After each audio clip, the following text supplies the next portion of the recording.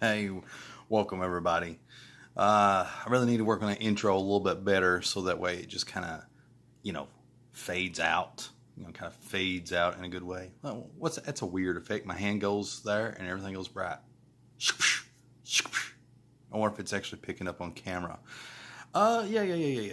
Let's get professional here. Just want to remind everybody that you are watching Sketching Past Midnight Live. This is not episode 3. This is like episode 1,000,002. I don't know what it is, but you're watching Sketching Past Midnight Live, and I am, of course, your most excellent, humble host, CB Small, with the greatest of all time, the unchallenged, unwavering one.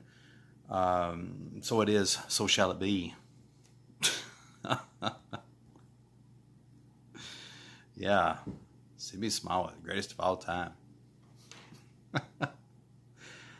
All right, let me kind of flex a little bit. I think I've already flexed, but I mean physically flex, like stretch my arms out to, kind of like both sides, full extension. It's kind of hot here in my makeshift studio, so I got to pull my gear off here. This is. Look what this is. I'm being honest, it really is hot, so I had to take this off for a little bit and cool off. I just got a fan going on, but here's one of my logos for New Empire. And this was actually made at $10 Tees, $10tees.com, and I think that's what it's called. And this was I had this done like year or two ago, and it came out really good. Now on camera, the color's a little bit more vibrant than how it is in person, but I tell you what, this isn't going to flake off. This is actually like kind of like it's burned into the shirt, so that's pretty cool. The only thing bad about $10 tees, if you want to pay $10 to $12 for a t-shirt at that company, you have to get the color white, and I think this is more like, this is something kind of best made for a this is something kind of best made for like a black t-shirt. So I got this at $10 tees about 2 years ago, year ago, whatever. I'm happy with it. Pretty cool. It if I ever made it to conventions or anything like that, I'd be wearing this, be flexing with this. What I want to do is I want to get a little bit better version in the future to have to wear and all kinds of gear and stuff. All right, so here we are at my somewhat humble studio where I'm working on Wildcat still. What is that? Get that crud off of there. Who wants to look at that? I do have some cool things to share with you all. I think first of all, before I get started, I want to kind of cue up the question of the day. Question of the day: if you could work with any comic creator, who and why? Question of the day: if you could work with any comic creator, who and why? And so, yeah, we'll get rid of that. You know what? Maybe I need to cue that back up. I'm going to put that back on there. And I think what I'll do is, if I could shrink it, and I'll just kind of put him right about here. And that way it'll be out of the way. Yeah, that'll work. I like that.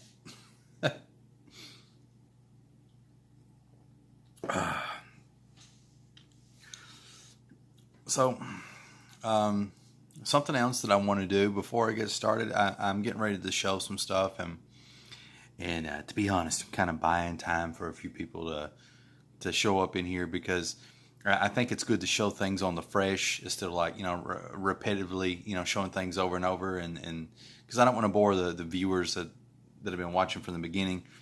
So as people pour in, I'll show more of the awesomeness that I'm working on. And I want to test something out. I haven't tested it out yet, but I'm going to cue some music here. I really like this music. I was thinking like outros and stuff like that. Let's see. I'm going to hit play. Where'd it go? There we go.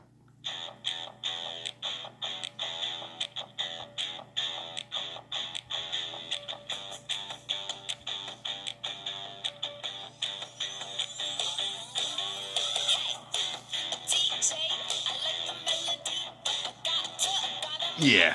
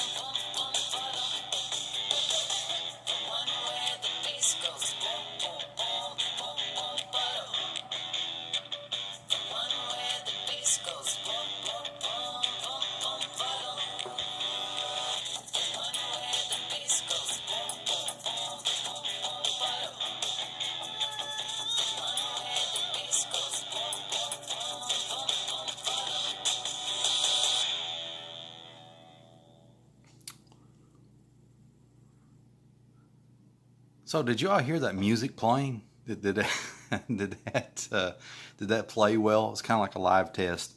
I had music playing just then. It's like free music or whatever, and it's supposed to be. We'll see. And I don't know. It's playing pretty good on my end, but I do not know about on your all's end. It's pretty good. I like that song. Dun, dun, dun, dun, dun, dun, dun, dun, dun, dun, dun, dun, dun, dun. While ago, I don't know if you've really noticed this, but I had used freaking what did I use? I used this. I used this, and I was trying to ink these lines, but this comes out naturally a little. What do you call it? It comes out a little thinner, a little thinner than what I want, and it was really effing it up, So I gotta use this bad boy. I love this thing. It takes a little control, a little know-how, I'm not saying that I have that know-how, but when it goes right, when it works well, it really, really works well. This is a water-based brush. There we go. And it's actually run out of ink. It's run out of ink, and so I have to use real black Indian ink from Speedball, and because I refuse to buy a new one.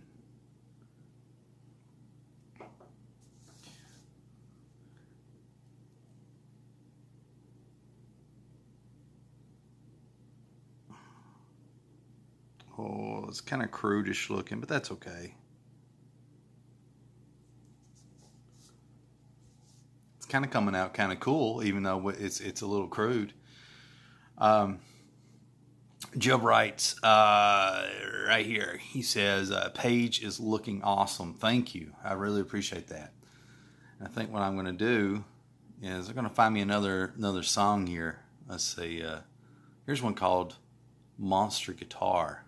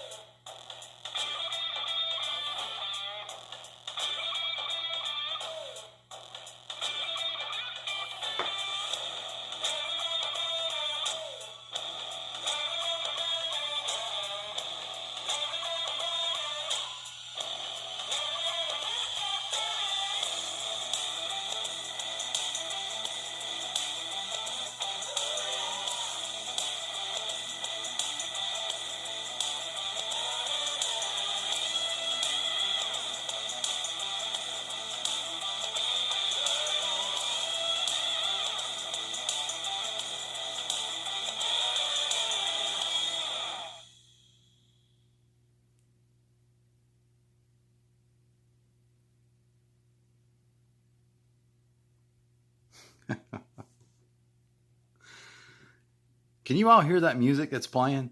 There's like music that's playing in the background. I'm just wondering if you can hear that.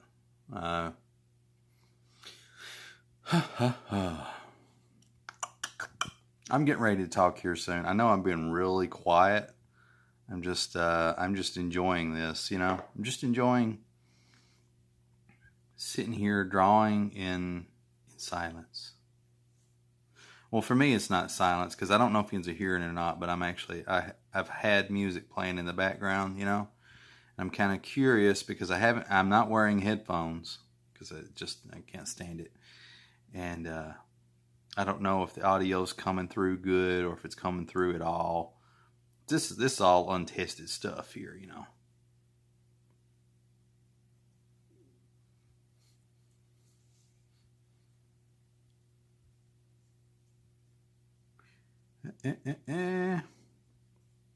So I'm getting ready to tackle the question of the day.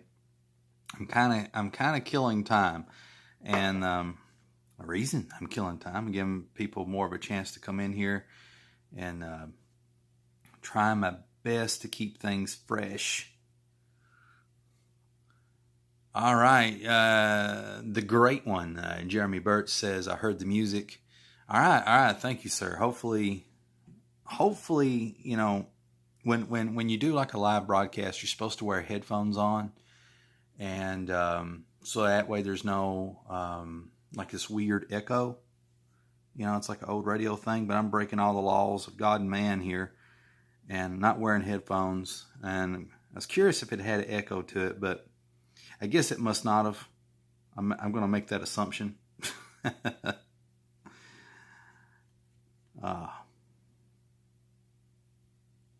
So if it's not distracting, I'll play another one. That way, kind of frees me up here, and got all kinds of cool choices. Let's do something spooky. Let's try something spooky. Well, it's supposed to be spooky, but I don't know.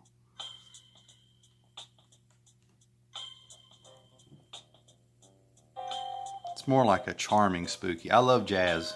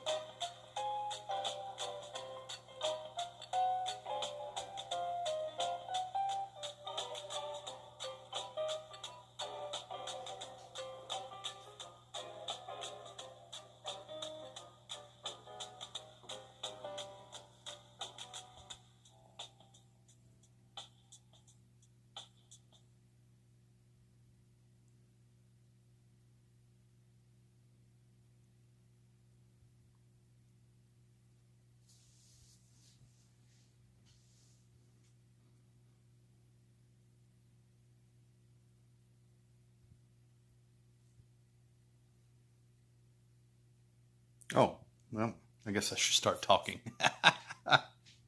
So, let me cue this up, and where can I get rid of this?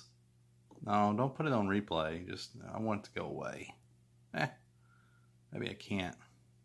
It don't matter. Anyway, I just want to remind everyone about the question of the day is if you could work with any comic creator, who would it be and why? And I have an answer. I have an answer with a comic creator that I would work with. And let me dip this here and just kind of.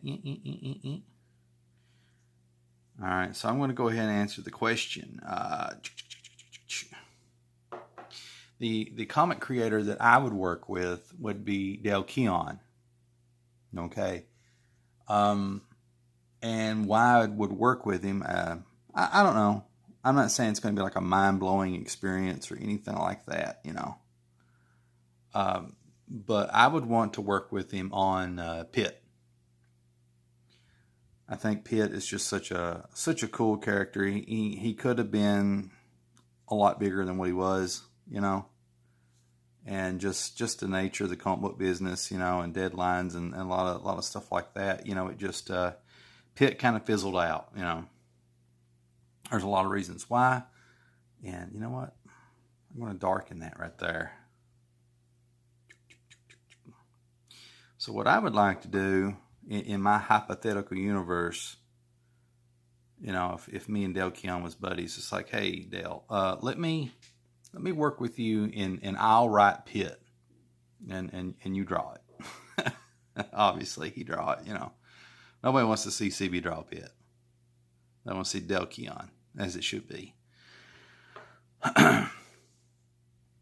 And I think it would just be cool, you know, because to me, the first, if you've never read it or seen it, the first 6 issues of Pitt is perfect, you know. It's not like a mind-blowing, super well written comic. And it's not a sloppy written comic either. It's just good. It takes you from point A to point B, and you don't even question, you know, why this or that's happening. You know, you just roll with it because it's such a fun, exciting adventure. And So the thing I would want to do is I want to take Pitt kind of back in time. I would love to take him back essentially to the 90s and tell that story there, and basically, focus on Pitt and Timmy's relationship, and then Grandpa, put him in there. um, and then I would also, would want Dale Keown to create like keep developing a rogues gallery of different monsters and things for Pitt the fight. And I would find interesting things for Timmy and Grandpa to get into, and that's kind of my train of thought. I think that, and also, was there a character named Bobby Chase or something like that? I can't remember what her name was. She was Bobby Chase, first of all, was an editor or former editor at Marvel Comics. She used to be the editor over The Incredible Hulk. And then later on, I think Dale Keown is a homage to her. That redheaded lady who was a cop in the Pitt comic. She that was a homage to Bobby Chase. So I think her name was Bobby in the comic. I don't know. So what I would want to do is I want to bring her back, and I also want to bring back. There was this semi-Canadian superhero group. I can't remember what they were called. Had a guy in a wheelchair that was their leader, like a floating chair, I think. I could be wrong.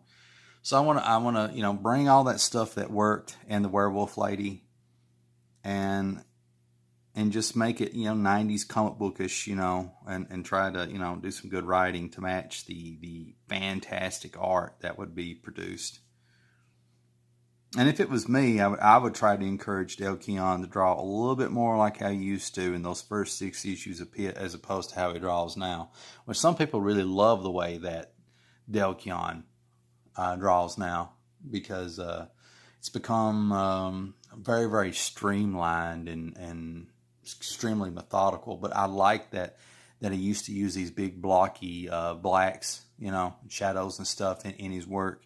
And that's kind of been sanitized a little bit, when he went to go work for Top Cow and was doing some darkness stuff, it really tightened his artwork up a lot. And I think when you tighten your artwork up that much, it takes a lot of the charm out of it, His artwork was never sloppy to begin with. But, if I can't in this hypothetical situation, I couldn't force Dale Keown to do anything that he didn't want to do. You know what I mean? So, I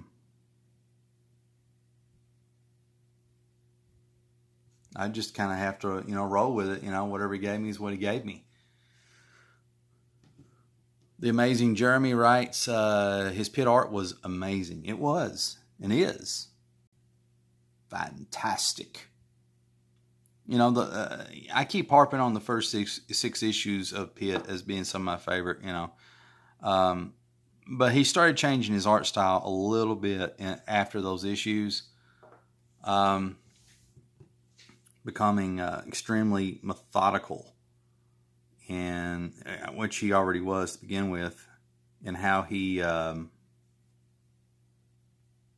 freaking true stuff,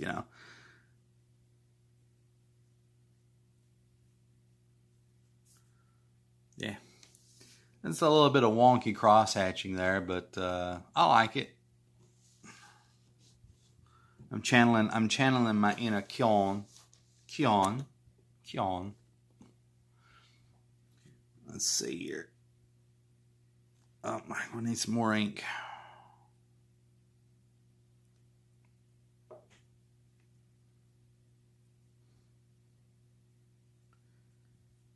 And so I think, oh man, I mucked that up like no other. The ink was too thick.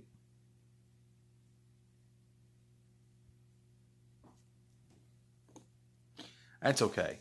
They all can't be winners, right? As long as you get like 90% win, you can look over the 10% slop.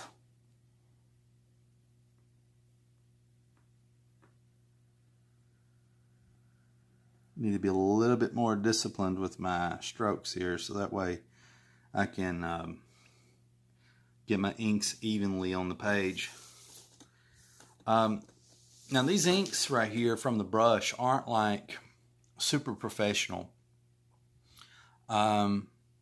This is not going to give me the 90s Keon look. I mean, to a certain degree it will, but these ink brush strokes are more like how Dale Keon used to do when he was on Warlock 5, Dragon Force, all these books from Aracel. And if you've not seen them, not read them, I encourage you to do so. They're slowly leaking online, so if you can check them out that way with a little investigative work. And, you can, get them through Mile High Comics and stuff like that. Great stuff, great stuff. Okay, let me get a little disciplined here. Maybe if I do that, it gives it a more consistency. Bring it over.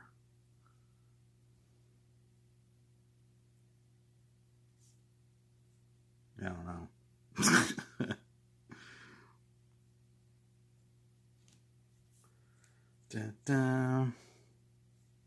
After I played that music, I kind of feel a little naked here. Sometimes when I get going, I'm firing on all cylinders. I'm wanting that. You know what I'm wanting to do? I'm wanting to do some jagged edge feathering here, and I'm questioning. You know what? If I'm not sure, instead of being a maroon, I got pencils. I got pencils. Why aren't I using my pencils? This is dumb. I can test out the feathering and decide whether that's the way to go, or whatever. I don't know.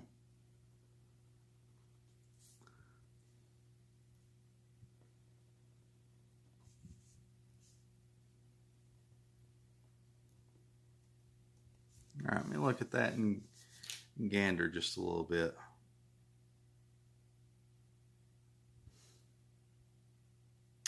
I like it. I'm gonna do it. I'm gonna do it. You all convinced me, so if it turns out wrong, I'm gonna blame Yuns. I'm gonna say it's your fault.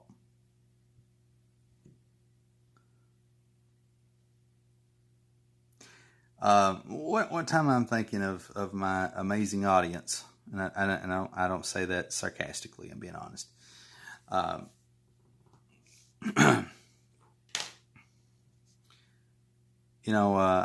very extremely negligent in replying back to people and stuff like that. I guess that's why I love doing these live streams so much, is because I can reply to you in depth with the type of sincerity and stuff that I feel like you deserve. So when you comment, I get a chance to do that live, and it's really cool. But when people write me, message me, do all this other stuff, I get weird. I really am. I'm just an oddball, because I feel like anybody that takes the time to write me, message me, or whatever, that I want to get, write back something that is worth their time or whatever, and I get all wishy-washy about it. I get weird. I overthink things.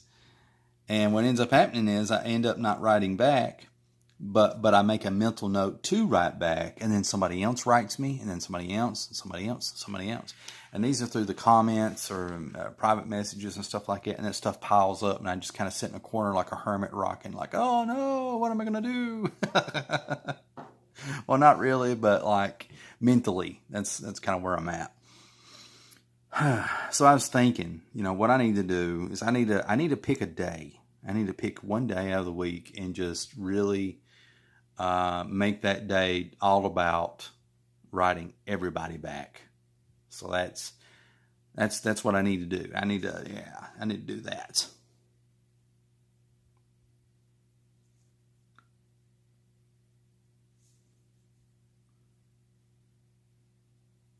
Dang it. Don't muck it up. Don't muck it up.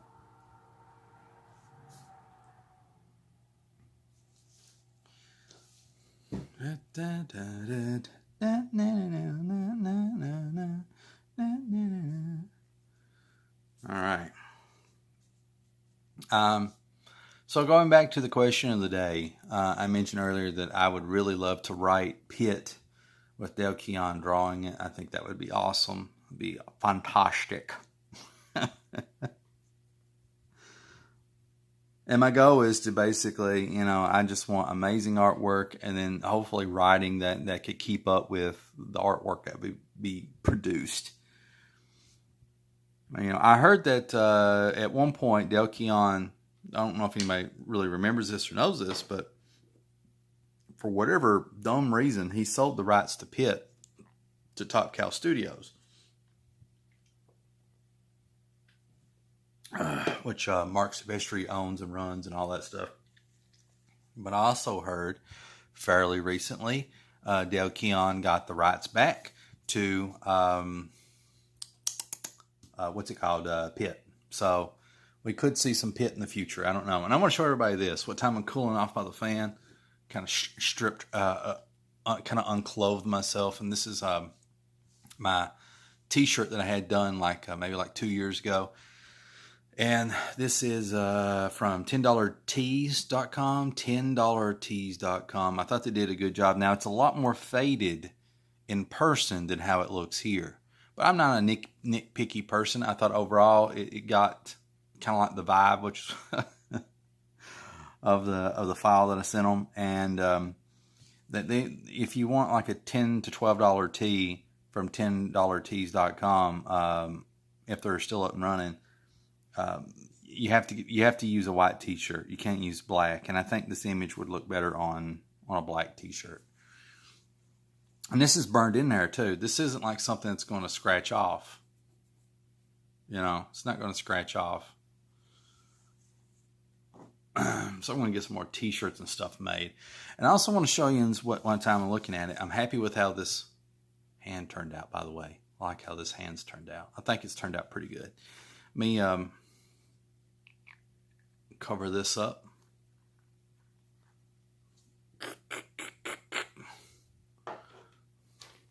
Put my lid on here so this don't dry out any more than what it has.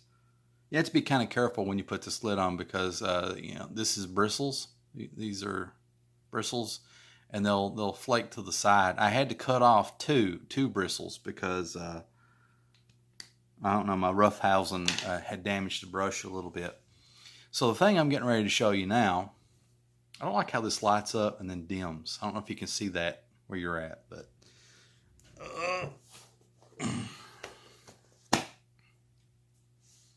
all right, yeah. Here's some ideas. Okay, some of this stuff's a bit spoilery.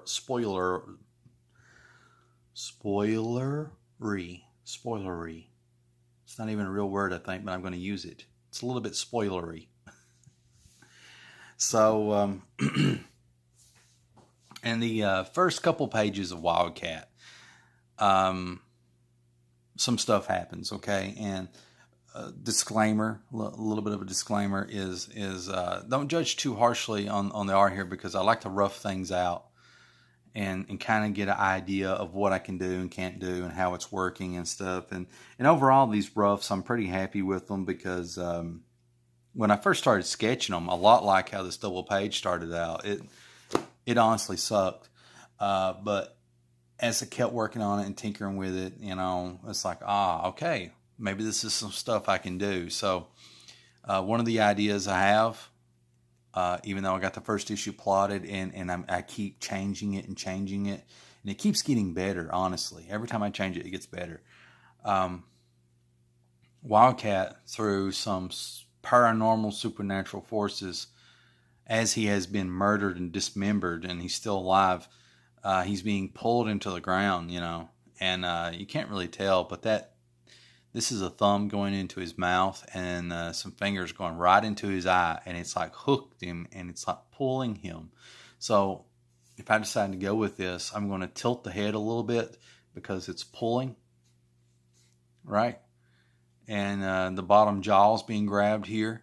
And, all these hands are just popping up out of the ground, pulling him down into the earth.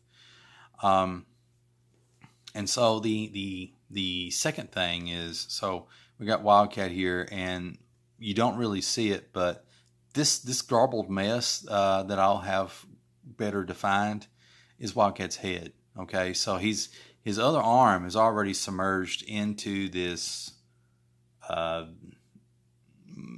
dirt pile abyss. Okay, and basically there's a bad guy that uses a shotgun or whatever and shoots him in the skull, and his brains blow out and stuff like that. So that's part of what that is. And then we've got this parasite. It's like this rocky looking parasite. And as Wildcat is being pulled under, he's lost his arm. His arm's been lopped off, sawed off and stuff. And this parasite leaps in midair and then bites Wildcat's nub as he's being pulled down, being pulled under,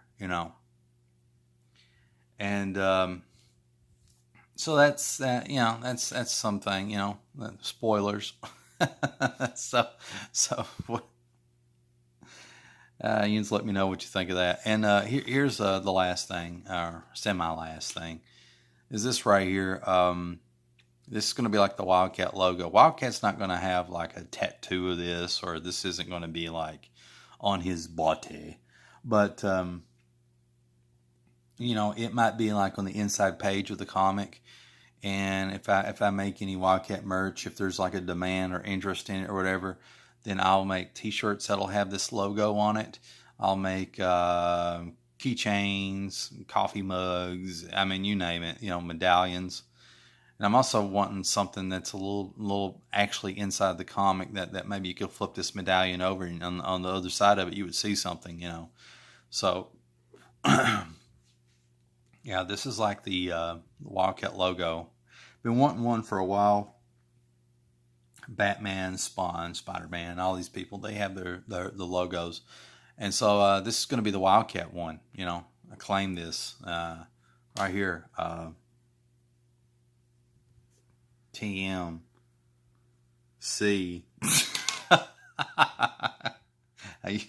How you like them apples?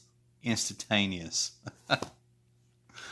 So just kind of roughing out, sketching out ideas of things that I'm going to do, and trying to put more of the horror element into this comic.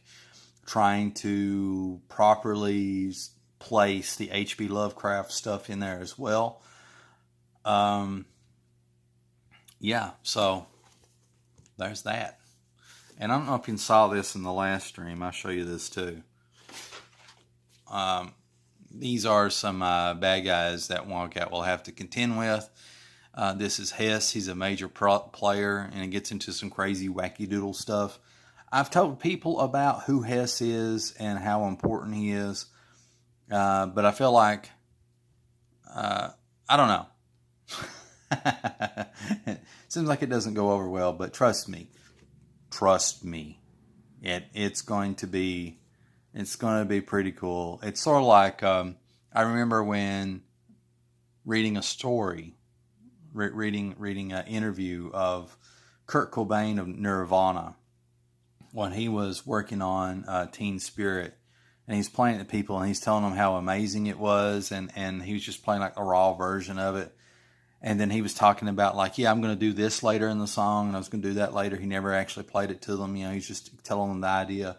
And everybody's just like, yeah, that sounds great.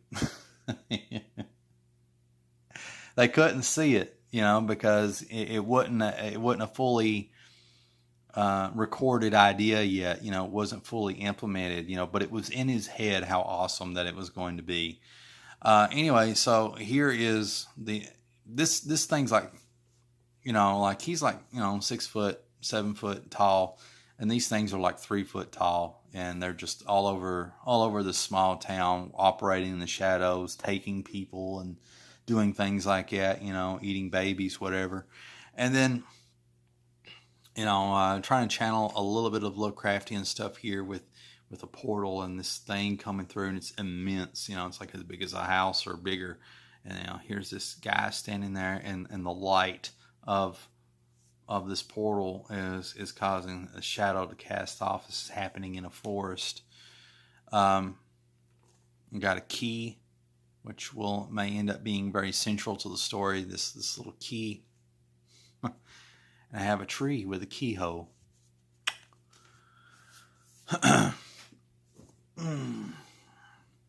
So there you go, guys. I may need to flip that page over. You know, I don't have to, but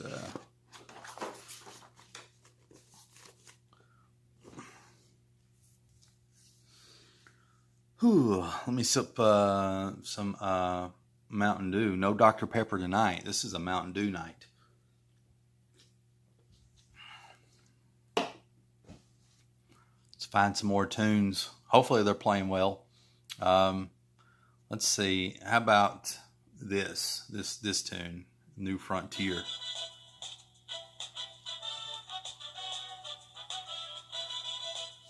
Nice.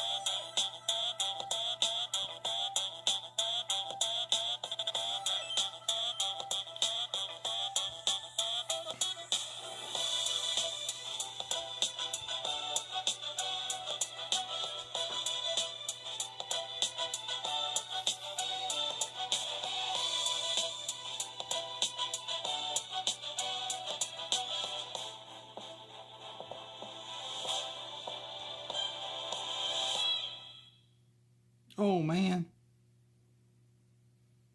You know what I can do?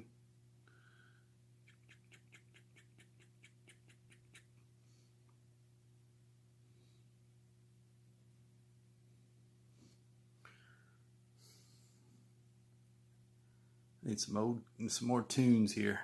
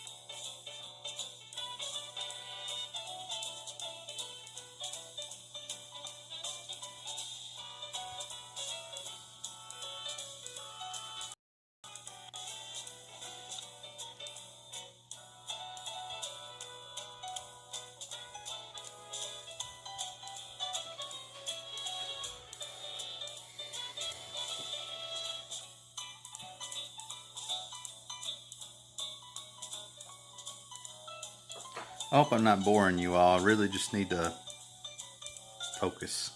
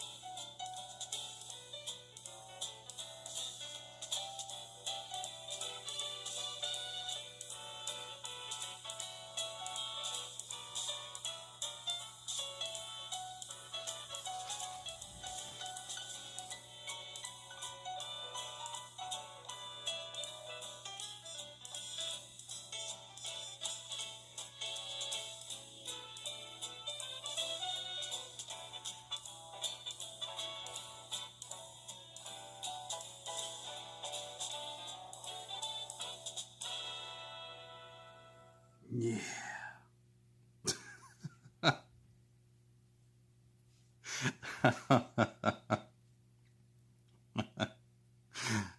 Oh boy, you guys are super troopers. You're really hanging in there, sticking through all that jazz.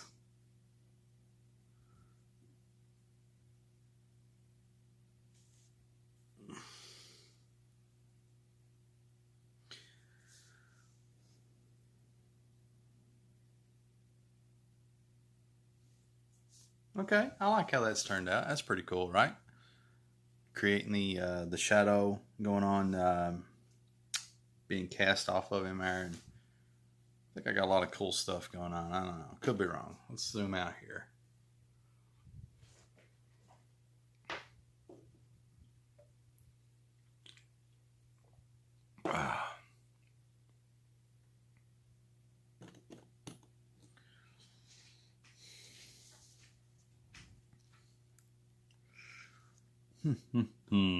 So how is everybody doing this morning, this evening, this night? Well, I hope.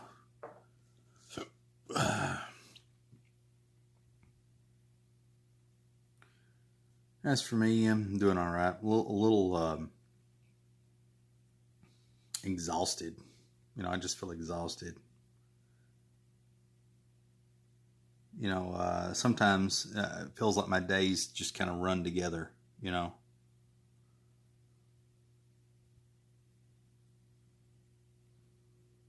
It's like the same, it's like different day, same stuff.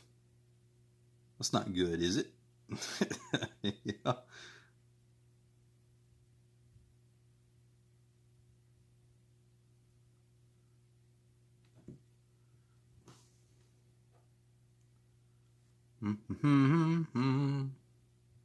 I'm just inking.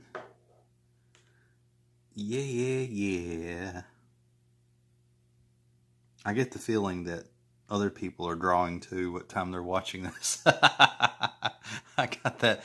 I got this. I'm channeling my inner Yoda right now.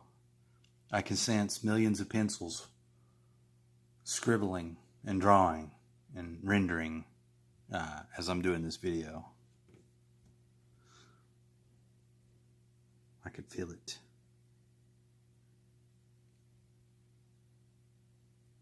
Kind of muck that up a little bit, but that's okay.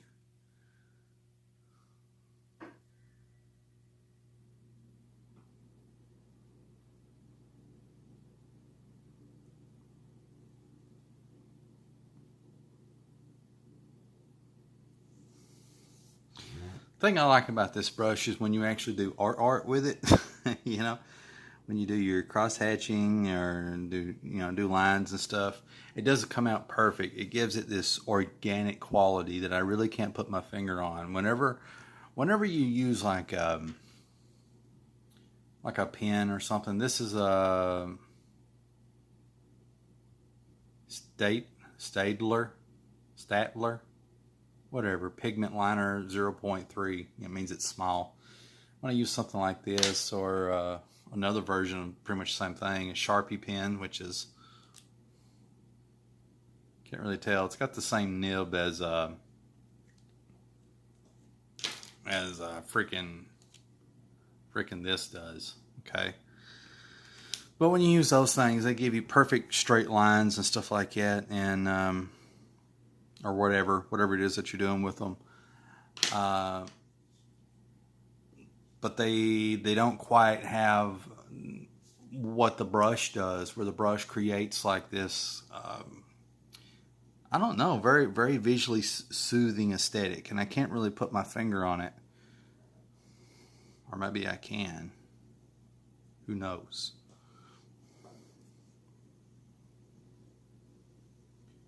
Let's see here.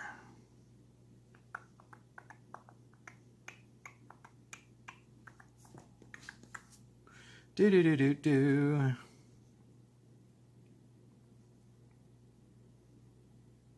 Getting really, really focused here, and the reason is I'm now in the inking stage. I'm ready to start getting a lot of stuff done. I mean, there's still some stuff I need to work out here, pencil wise, but I'm trying to ink what I can, so I can kind of get it finished. The amazing Jeremy Burtz writes, what type of brush is that? Well, this was gifted to me by the fantastic one, Will Avenger, and I think that's in it's like Japanese characters, kanji, maybe a little bit of Chinese, but that's not what you asked me. This is the package it comes in. This is a Bemoji, okay? This came from Hobby Lobby. It's about $6 just for this one thing. And can't read the rest of this. But you can find this on Amazon.com or go in Hobby Lobby or whatever, if your Hobby Lobby carries it. And it has an example right here of the type of thickness that you can achieve with this brush. It gives you an idea. Let's see if it actually measures up the same. Oh, that's nice. Look at that. So, even though it's all in Japanese, when you go to Amazon.com and look up Bemoji brush pens or whatever, and you want to find what size that I'm using, I love this. This is a really good size. You can achieve thin lines with it, but you really need to practice on a scrap sheet of paper first. Don't do what I do.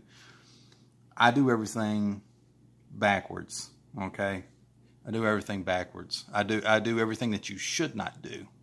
So, but get you a scrap piece of paper if you decide to get one like this, and practice doing thick lines and thin lines, and you kind of get the gist of it. And let me tell you something else. When I first got this, this is a water-based ink. And what does that mean?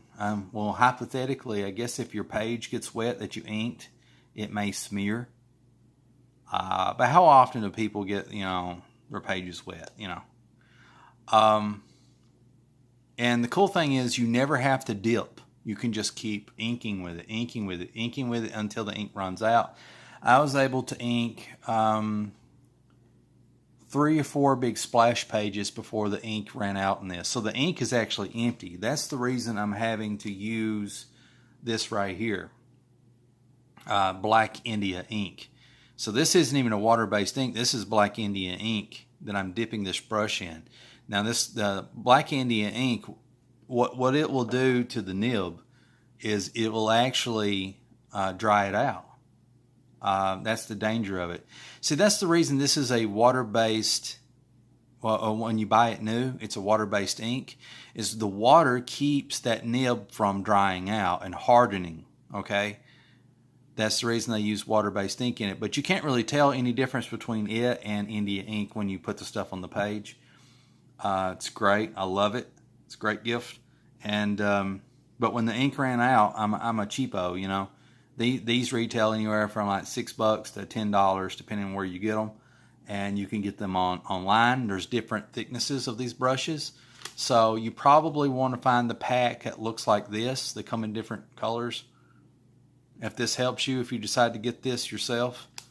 Bunch of writing on the back that nobody can read. Oh, here's this. I don't know if that helps. There's actual measurement. It says 0.5 wavy line, 8 millimeter. Is that what that is? Millimeter. So there you go. And then, you know, use this to kind of measure the thickness. But this is great. And instead of me buying a new one, which I may get a new one in the future, I'm fine and content with doing this. And should this nib dry out, what I'll end up doing is, because I'm using India ink, I'll probably wash it out in the sink gently, because I don't want to mess the bristles up, and then kind of gently dry it with a napkin or something, and then, you know, just keep dippity dippity dippity. What is that? Dippity dippity.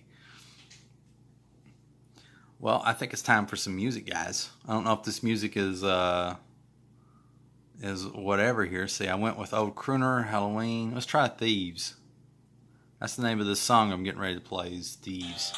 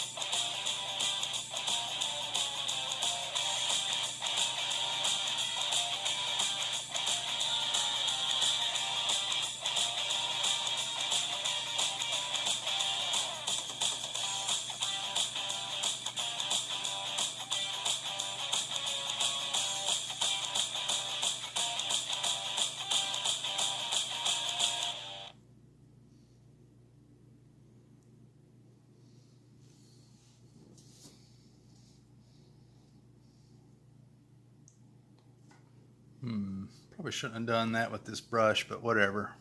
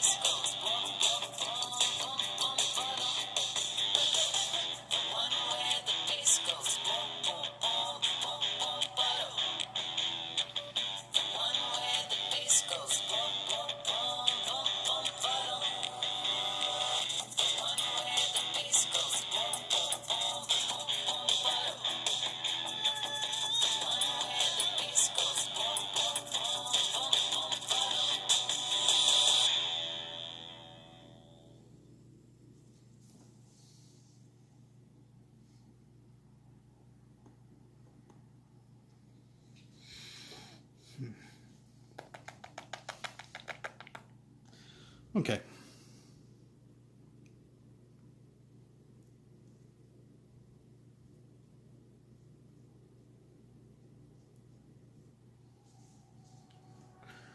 Need to put this up, and because I really need some really fine lines, and my discipline is not quite there. I have no discipline. Have no discipline to do fine lines with that. Carefully and methodically put this cap on. I don't want to spill it on the page. No, normally I'd push my page up and stuff, but I'm trying to be a showman, work around my tripod, and do this too.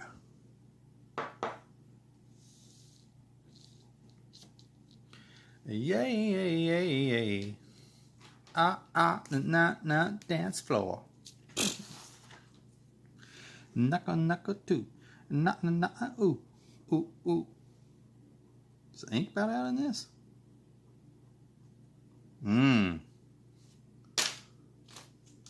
Come here. I'm going to use a regular ink pen. What do you think about them apples? I can't be stopped. Gives me a decent thickness. I like that. But I kind of mucked it up because I got this and this going on, so I need to, might as well just cross hatch it, I guess.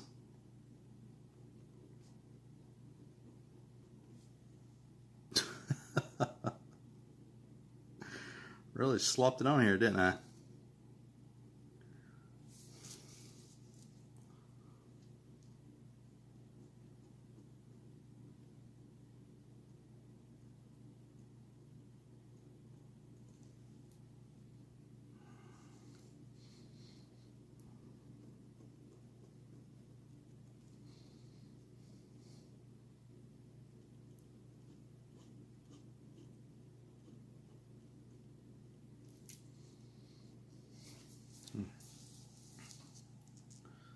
Again, apologies for getting quiet.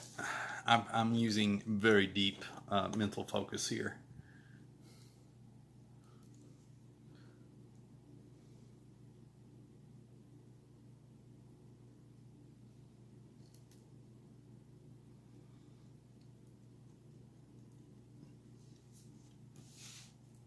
Dun, dun, dun, dun, dun. Dun, dun, dun, dun, dun, dun. I don't know, something like that. Let's kind of zoom out and get a gander.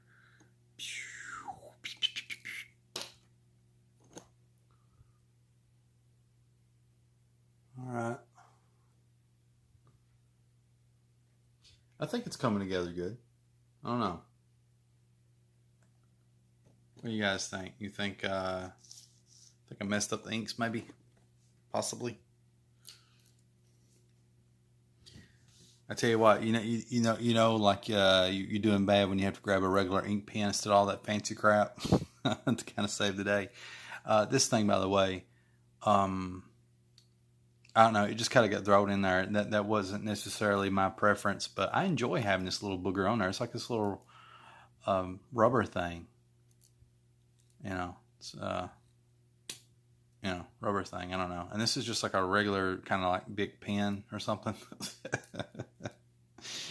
And I think, ironically enough, I think big pens use water-based ink or whatever. I've been talking about different types of inks for whatever reason. And what am I thinking? Oh, yeah. I was getting ready to mention, I've already mentioned this in a prior video, but I guess it doesn't hurt, somebody had asked me before, that I draw and write weird because I do it this way. This is how I draw. It's the trifecta pinch. These three fingers is what's drawing. And I feel like it gives a lot of control in your strokes and stuff. But I don't necessarily do this quite by choice because the thing is, when I was in kindergarten, learning to write my name, spell my name, or do whatever that crap is, and they had on these pencils these rubber things. They weren't like this. They were like half the size, probably about that big, and they were a little bit more rounded, and it made it awkward to hold the pencil. And so I was kind of struggling, and the assistant teacher in kindergarten, she was getting really, really aggravated with me because I wasn't holding the pencil right, and I was trying to ask her, well, how should I hold it, And at one moment I'd be like this, and I'd be looking over other people's hands. I'd be looking at my classmates' hands, and it looked like I would see one holding the pencil that way, one kind of holding it this way, and then some people maybe doing an Eric Larson, holding it this way. I don't know. I saw all kinds of different ways people were holding it. I was like, and she started moving it around in my hand like this, and this. And one of the last spots she settled on was on that. He's like, yeah, that's fine. Yeah, that's fine. And she walked away. And I've been doing that way ever since. And, the funny thing is, I was left-handed.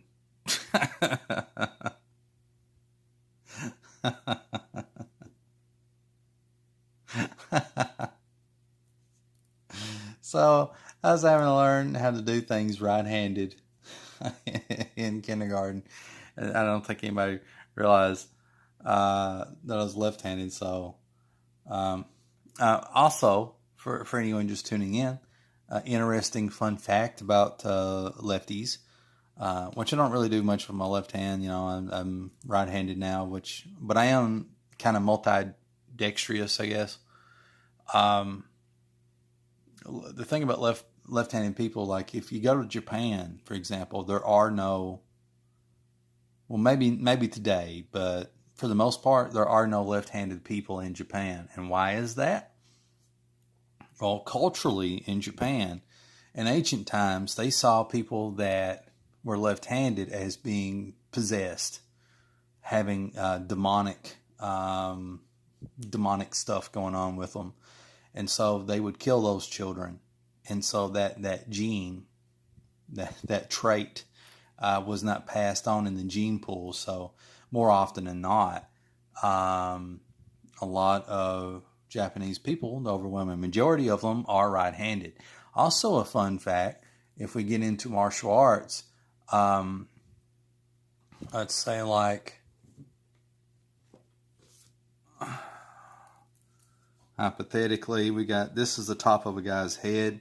Here's his body. There's his weird looking doohickey sleeves. And we'll say this is a foot and that's a foot. Here's his nose. Here's his top knot. Yeah.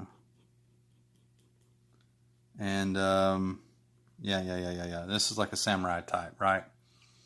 And so, from an overhead view,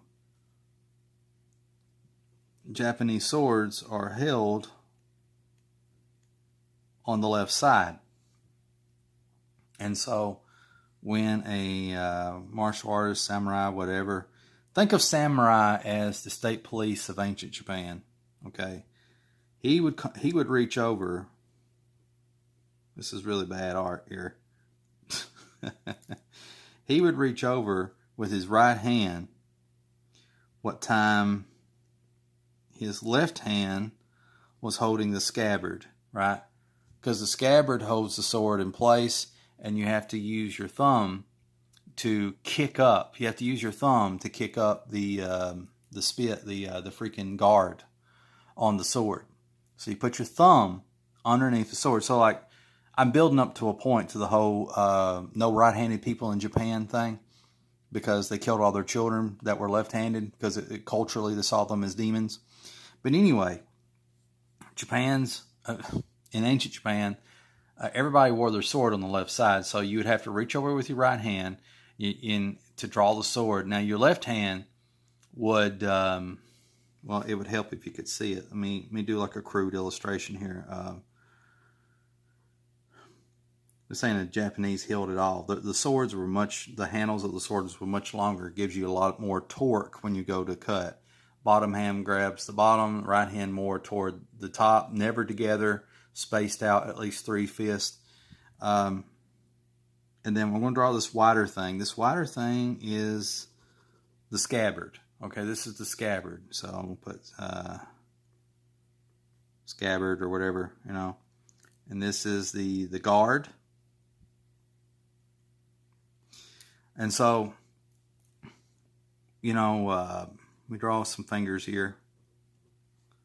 And the thumb would go right underneath here, just like that. Okay, so the samurai in ancient Japan, who were like the state police of the day for that country, you know, if somebody was breaking the law or they was getting ready to go into battle or anything like that, one of the first things that they would do is they would take their left hand, they would grab the scabbard, the thing that holds your sword, and they would put their thumb underneath here. And what the thumb does, it's going to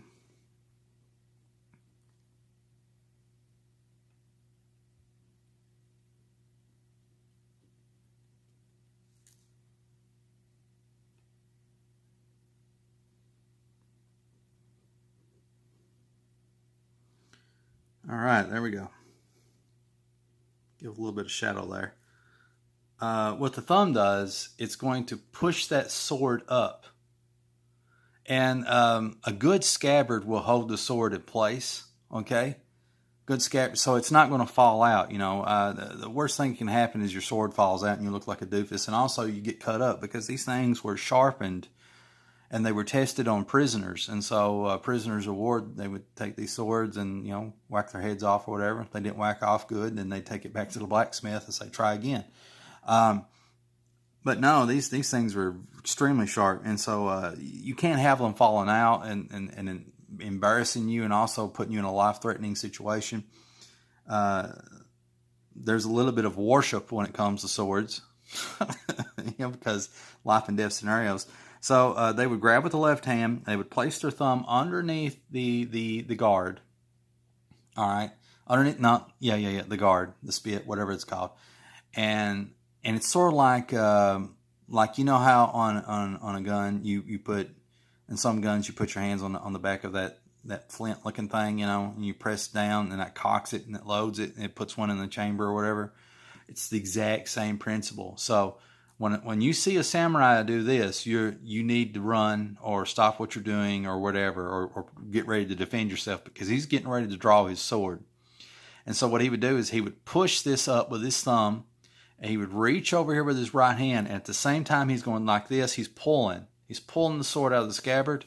He extends the scabbard out, like because the swords are really long. He extends the scabbard out, flips it, and it makes it easier to draw. And but yeah, bringing it back full circle to what I was talking about before, if I can think. So there's no right-handed people in Japan. I mean, there's no left-handed people in Japan. I'm sorry. There might be now. Might have been enough time for that trait to reemerge, whatever. But in ancient Japan, they believed people that were left-handed were, you know, things going on with them, or they were possessed. So they killed all those children that had that gene, you know, so they're gone. And so all samurai, you know, wore their swords on the left side. Fun tip, since I've been talking about Japan, what ninjas would do is they would learn to be multi-dexterous, and they would wear their swords on the other side sometimes, or both sides. And so that would really throw off the freaking samurai, because everybody's used to drawing from the left and you know, having a right hand dominant sword techniques, and they're used to defending against right-handed draws and stuff like that. And so when ninja, shinobi or whatever, when they would draw from the other side, because they learned to be multi-dexterous, it would really throw off the samurai. And also, fun fact, since I'm getting all historian here, that also built up the lore that shinobis, ninjas were demons. And so the shinobi, see, a lot of this gets into the deep psychological, just where you wear your sword, you know. And so they got to wear, sometimes they would wear these kabuki looking masks, the demon mask, to really bring in the psychological aspect. You know, they were using fear. You know, they were the original Batman of the day.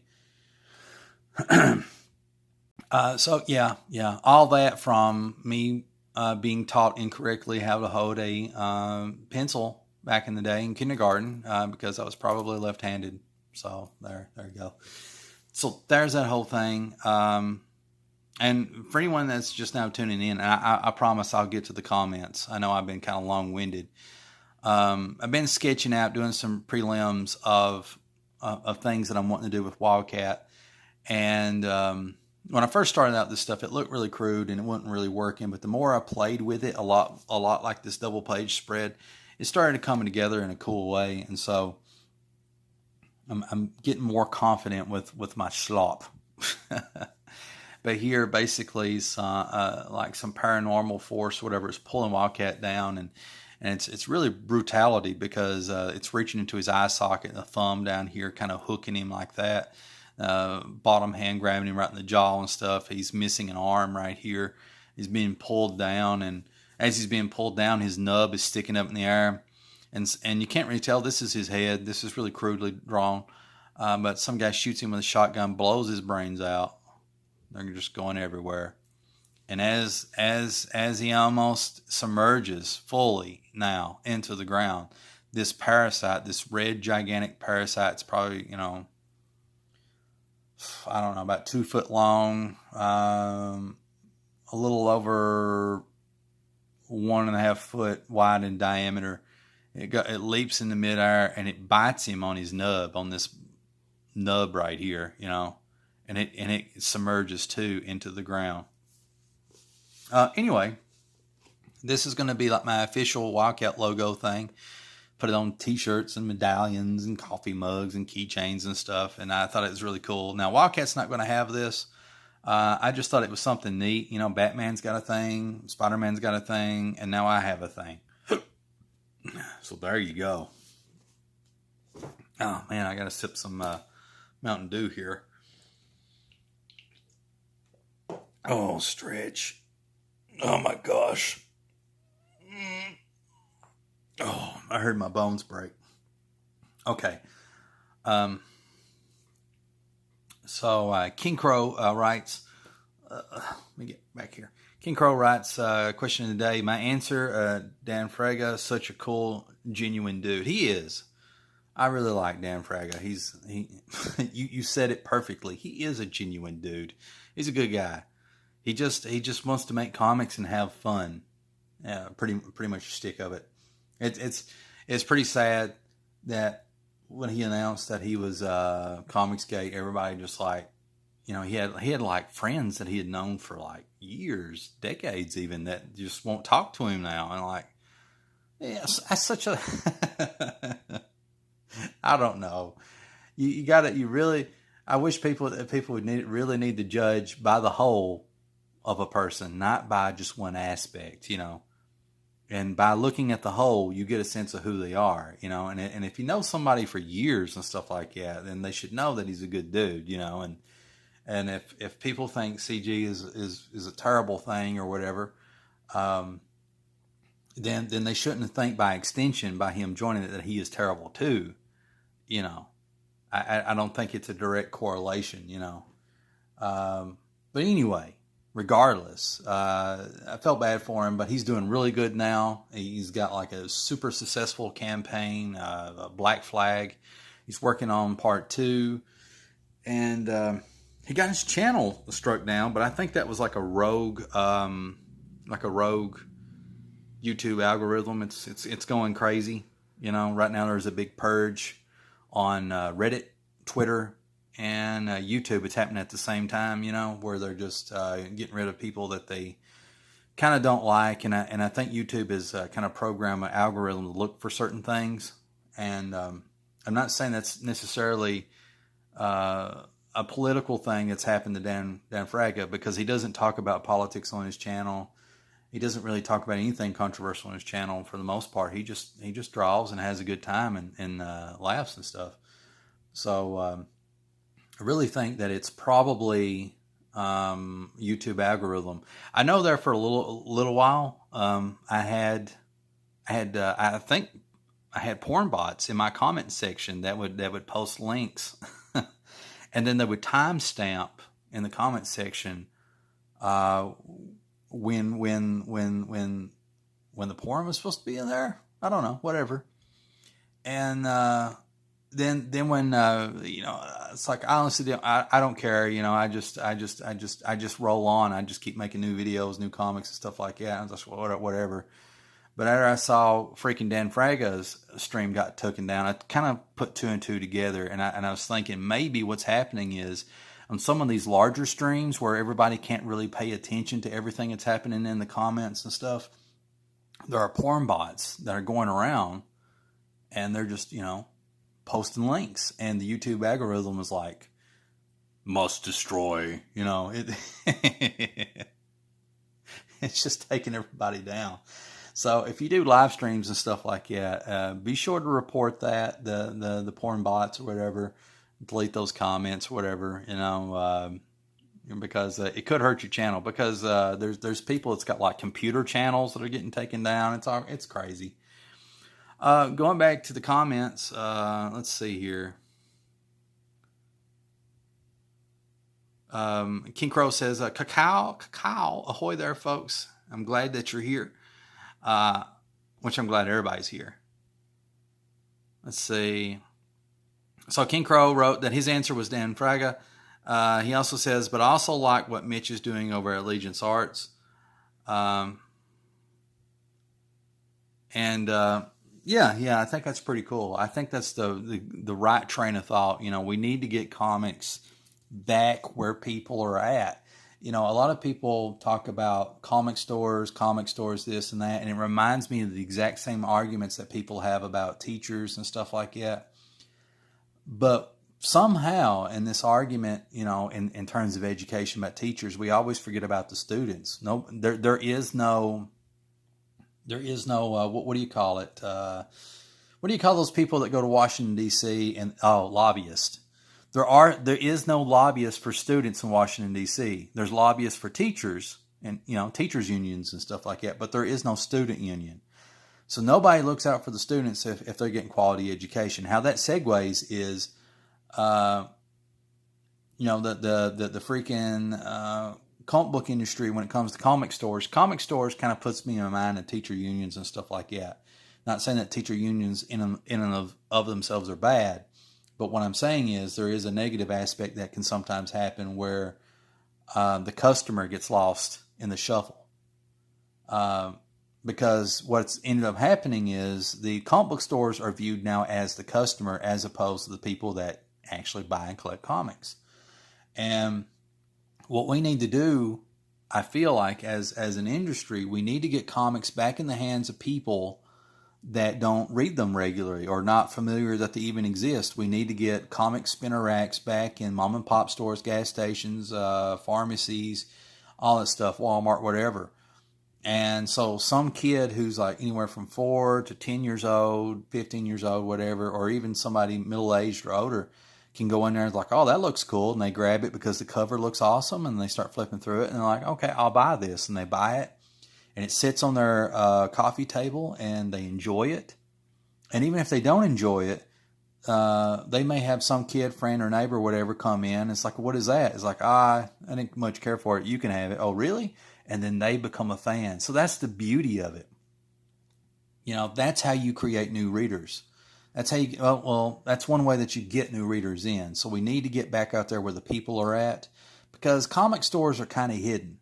So the great thing is when you get comics back into the hands, back in places where regular people are at and create new fans, then they're going to want back issues. They're going to want back issues. And then they're going to find out there's such a thing as a comic book store. And then it's going to be like Mecca to them. They're going to go there and it's going to be freaking Palestine or something. It's going to be special. You know what I mean? Jerusalem or whatever. It's like, oh, wow, there's a place where there's nothing but comics. Well, there's, Funko dolls, whatever those things are called, and manga now and games and stuff. Comic stores have to diversify. But the point is, it's going to be really cool for these new fans, and then that way they're going to start getting their comics and their hard to find comics at the comic store. And so there's a synergy there. There's this symbiotic relationship between retail stores having comics and comic book stores. But comic book stores don't necessarily see it that way. They see it as a threat, but when they shouldn't. The market's shrinking, and we need to have it expand again. And so that's one of the things that need to change. But anyway, I guess the reason I brought all that up is Allegiance Arts, as King Crow says. They're getting their comics out in Walmart and stuff, which is really, really cool. I do wish, though, that they did a better job of getting the comics to their backers first instead of Walmart, because that's kind of a bad start. Your backers, your core audience, they're the ones that hold you up in this pyramid. You can't be on top of the pyramid unless there's people pushing you up. And then when you're on top, you have to be careful not to trample all the people that are holding you up. And basically, unintentionally, I guess, the Breitweisers kind of did that, with their backers. I don't know if everybody's got their books yet that are backed, and I hope they do. And I think the Breitweisers are good people. They're just wanting to build a big company. But you have to be careful. I mean, they need to really make sure that they meet deadlines if they're going to start getting stuff in stores. But that would be cool to work for that company and stuff like that, to work in a studio environment. King Crow writes, I think it looks good, man. You know how it is. You see more of your own mistakes more than any other people do. And that's a good thing. We execute, we observe, we grow. We execute, we observe, and we grow. Yeah, I totally agree. I think it's really important that you have to be I probably need a draw here, but I think it's important that we all have to be our own worst critic. Because that way, when we go to ask people, what do they think, they can give us better advice. Because when you are your own worst critic, you're going to take care of a lot of the problems in your artwork yourself, instead of waiting for other people to tell you, what's wrong with it, And then by the time you go to ask for critiques or advice on stuff like that, when you do show your artwork to other people, they're going to give you better advice, because at that point, you'll be sharing with them stuff that you think looks really good. And so then they're going to find the things that you missed, I don't know if that makes sense, but it does in my head. It does in my head. The mighty Robert Johnston writes, hey, Brian, great page you're working on. Love the little Wildcat logo. Thank you. I just kind of, farted that out, and I feel like it came out really good. It's something that I've been wanting to have for a while, for marketing purposes. I think marketing is really important, branding and all that other stuff.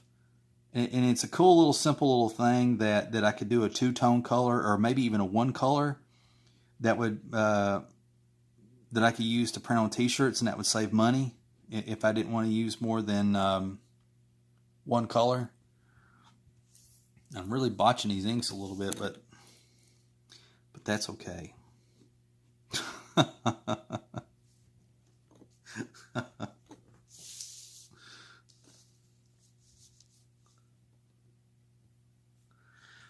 Robert says, well, it was a most excellent fart. Yes, it was, wasn't it? That's kind of vain to me to say, but I feel like it was. It's really cool. I tried to keep it simple. I wanted simplicity, and the teeth are kind of whatever. But then I may just want to keep that organic look of the teeth. But I think when I do a cleaner version, something, digital or whatever, I think I may shoot for like 13 teeth, 13, the unlucky number and stuff like that.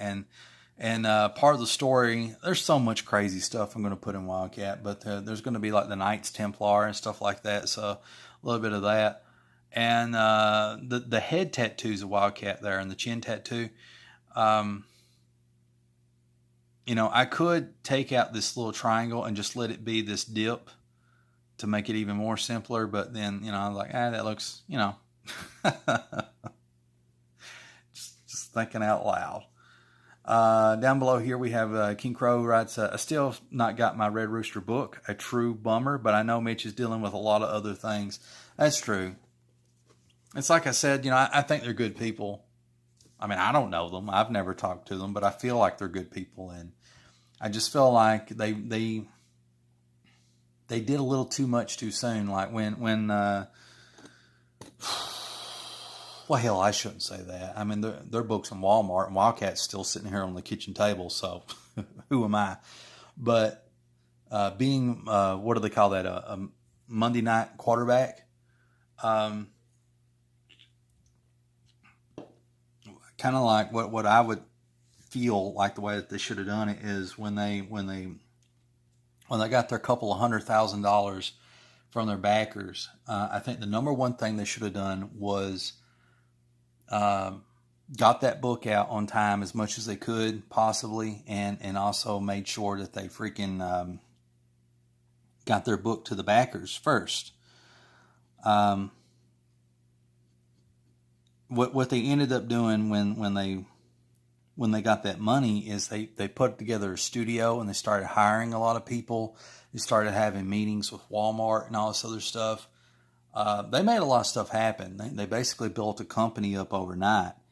And the trouble is, there was more heat and momentum behind Red Rooster than there was anything else. I mean, they've got, what is it, Bass Reeves and is it called The Futurist? I think there's a book called The Futurist, and there's something else. I can't remember what it is, but there was a lot of heat behind Red Rooster. And I don't feel like there's the same type of heat, momentum going for these other books. Not saying that there isn't momentum building since they're now in Walmart. But I feel like taking care of the backers first is the right way to go. So to keep them happy, because that's your core audience. That's your little army. And that's your army that's going to fight for you and market for you and do all these wonderful things for you, and you got to treat them right. You got to take care of your troops. Don't let them eat shoe leather if you can help it. And so they kind of had to eat shoe leather there. And, I wonder what the Breitweisers are going to do to make up for that. I think it would be cool if it was me. I think it would be neat if they had like a golden edition of Red Rooster, like a gold foil edition and stuff like that. And maybe throw in a free comic, one of the other books that they got. And I think that would be a nice way to be like, I'm sorry, guys. I don't know. Just thinking out loud, just thinking.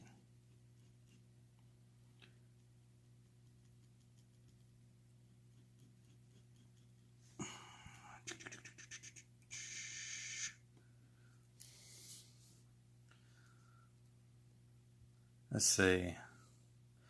The most excellent one, Jeremy Burtz writes, Nora's Saga, or Saga. I got to learn to pronounce things. Nora's Saga. Yes. I'm told that, all these books are pretty good. And, it seems like a lot of people are excited over Bass Reeves. I've honestly not made my way over to Walmart to get any of these books. Not because I've been pooing on the Breitweisers all night here, apparently. I didn't mean to. Because, again, I think they're good people. My qualm is like, over the order that they did things. Not so much what they done, but in the order that they done it, Anyway, the books, what are they, like $4 or $5 a piece at Walmart? $6?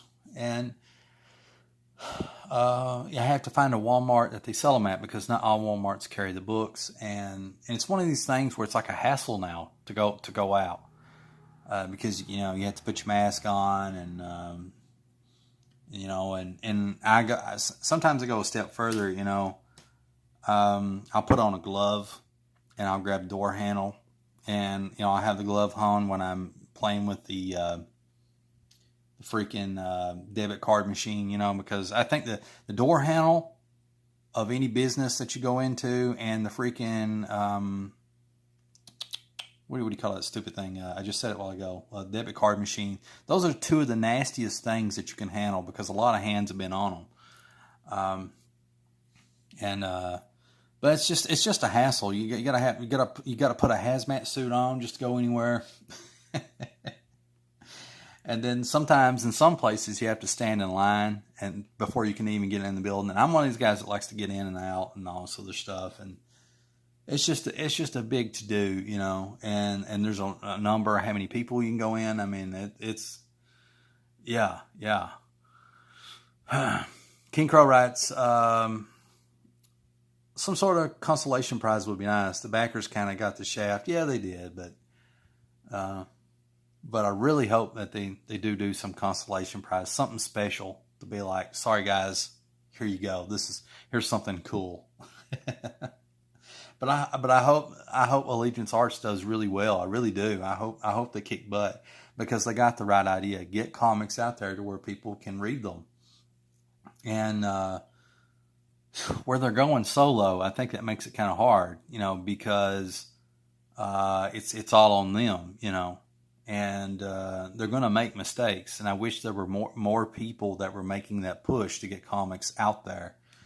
And so they're having to be pioneers in this forgotten thing. It kind of puts me in mind of the freaking, I need to sit here and draw. It kind of puts me in mind of the space program. I don't know if all you guys and gals know this, but back when we used to go to the moon, when that was a thing, it was the Apollo program, and we had the module that would break away, and it would land on the moon, and it would shoot back up, and all this other stuff, And I don't know if you know this or not, but that is a forgotten technology. It's lost. Apparently, this is the dumbest thing I've ever heard of. How is this? This is getting into some conspiracy theory here, folks. You come to the right place for that. But how in the world do you lose the plans to the Apollo missions, how those things were built? They lost them. NASA lost them. They don't exist anymore. So NASA apparently has to rebuild that program because they want to go to the moon and the Mars and stuff. And oh man, I'm going to be honest with you. It pisses me off a little bit. Because I kind of feel like we should have been to Mars already.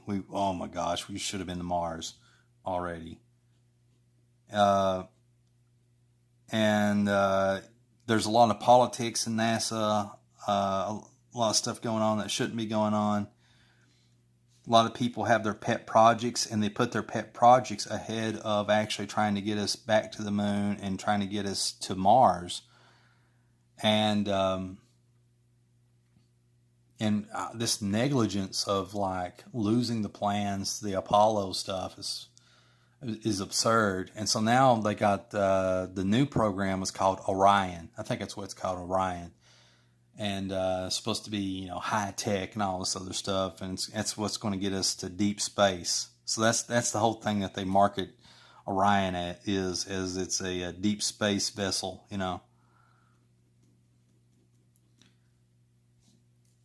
It's just a crazy scenario. I mean, like, I can't remember when the space shuttle program kicked in. It might have been the 70s or 80s. I'm going to say 70s. But essentially, at some point, after we did all our experiments on the space shuttle became nothing more than a taxi to take us to the space station, where we would do experiments there. We've done all the experiments that we can possibly do, as far as I know, in the space station and in our space taxi, the space shuttles. And we don't even use the space shuttles anymore. They're retired. We have to rely on the Russians and other countries to get our astronauts into space. It's crazy. It's just a messed up way to do things. But I guess the point of bringing all that up is, what was the point? It doesn't really matter what the point was. I done forgot. So in reference to what I was talking about earlier about having to put the hazmat on, Robert recommends putting on the exosuit. That's what I need. I need an exosuit. He goes on to say, they took too many pictures of the alien bases on the moon and very conveniently lost them. Well, yeah, that's the thing. There are lost pictures that were taken on the moon that have just vanished. So that adds even more to conspiracy theories. Like, how can you lose historical blueprints, historical photos, and all this other stuff? It's extremely negligent. If I was the president or the head of NASA, at least, there'd be some heads rolling. Like, guys, who dropped the ball on this? It's dumb. Robert says, just get Star Trek started already. I agree. I'm glad that you brought that up. There is actually, I need to look it up. I haven't seen it in forever. There is a website where there is a guy who wants the Enterprise to be built, an actual functioning Enterprise. He's actually already created blueprints using already pre-existing technology. It's a ion propulsion system, nuclear-based engine, all this other stuff, and that's the way to go. And here's my argument for that. Since what time I got to make a hard decision about this foot. I had plans. I'm going to go for it. I'm just going to do it because I need to get this done. But anyway, building the Enterprise in space. Here's the argument of why I think we need to actually build an Enterprise, and that it's very, very, very, very possible. We're not going to be able to go warp speed or anything like that. But the thing is, we need something that is a combination of a space station and a space shuttle. We need to put those two together and just go ahead and build an Enterprise. So we need to have this spaceship that we build that's in orbit around Earth, that's big, that can hold equipment, a full crew. I mean, it has to be big. Probably not as big as the real Enterprise, but imagine something that is big as a football field. A ship that's as big as a football field. That would be enough to hold all your crap, right? And this vessel would be made for deep space. So the idea is, what we could do with it is we could use Elon Musk's crap. What should I say? Crap. What hurts? Monster shoulder. No, the monster shoulder. Oh, remote controller? Well, go in there and I'll get it fixed for you, okay?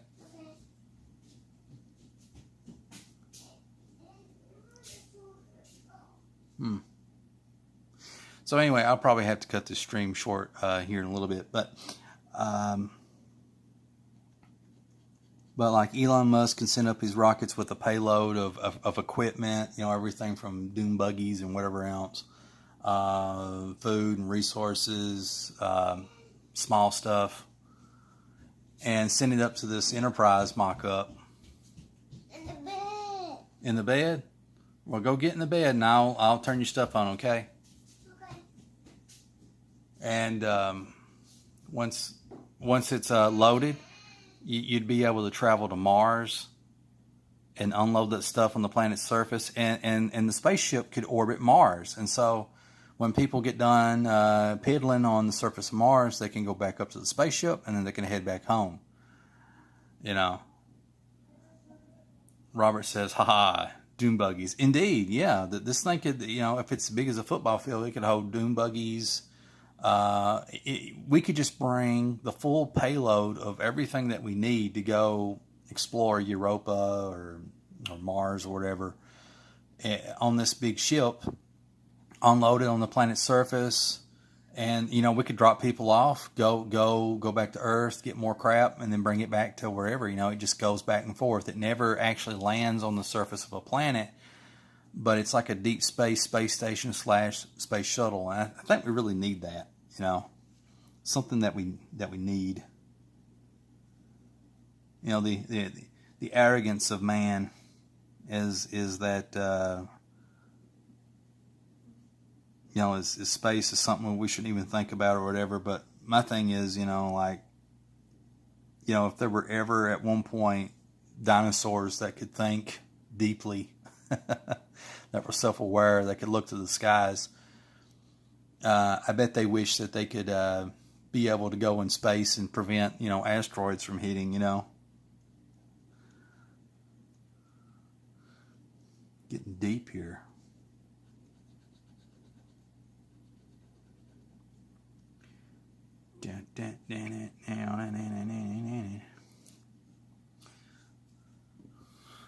Robert writes, but no Uranus.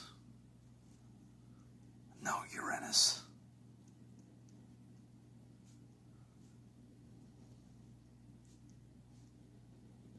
Pretty much just inking this thing with this right now.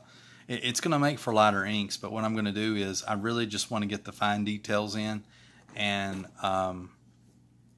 I want to go back in with my handy dandy thingamajigger and my other professional, semi-professional equipments, and I'm going to darken the bigger spots and some of the finer, well, not the finer, but some of the medium range feathering.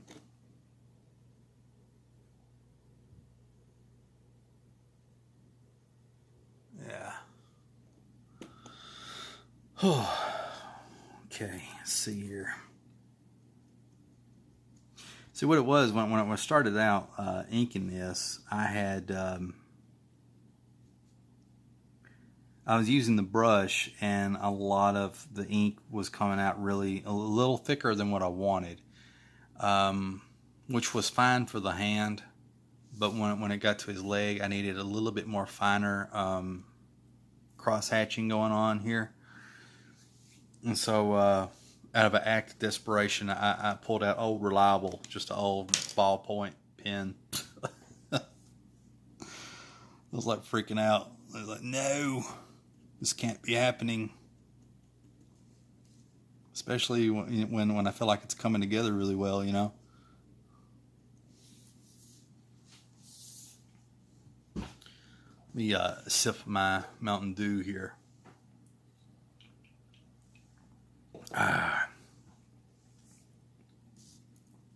Question of the day. I don't know if you guys can see it. I think it's up there. If you could work with any comic creator, who and why? My answer was I wanted to work with Dale Keown, and I wanted to write Pitt with him drawing it and take Pitt back to its roots, back to the days when Timmy was a kid, back to the days when he had his grandpa, back to the days when you had that whole cast of characters from issues 1 through 6, maybe 1 through 8.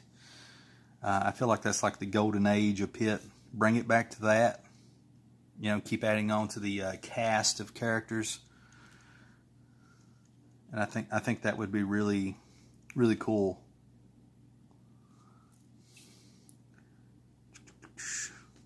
Because Pitt, I feel like Pitt can be bigger, much, much, much bigger than what it was. And it wasn't because of a failing of the art. You know, he just quit. He quit working on the book, and there was also like a lot of missed deadlines and stuff. Man,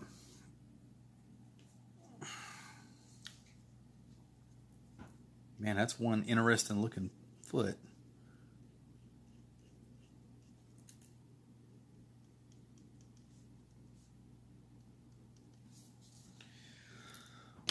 Okay, so Robert writes, Jack Kirby. He wants to work with the mighty Kirby.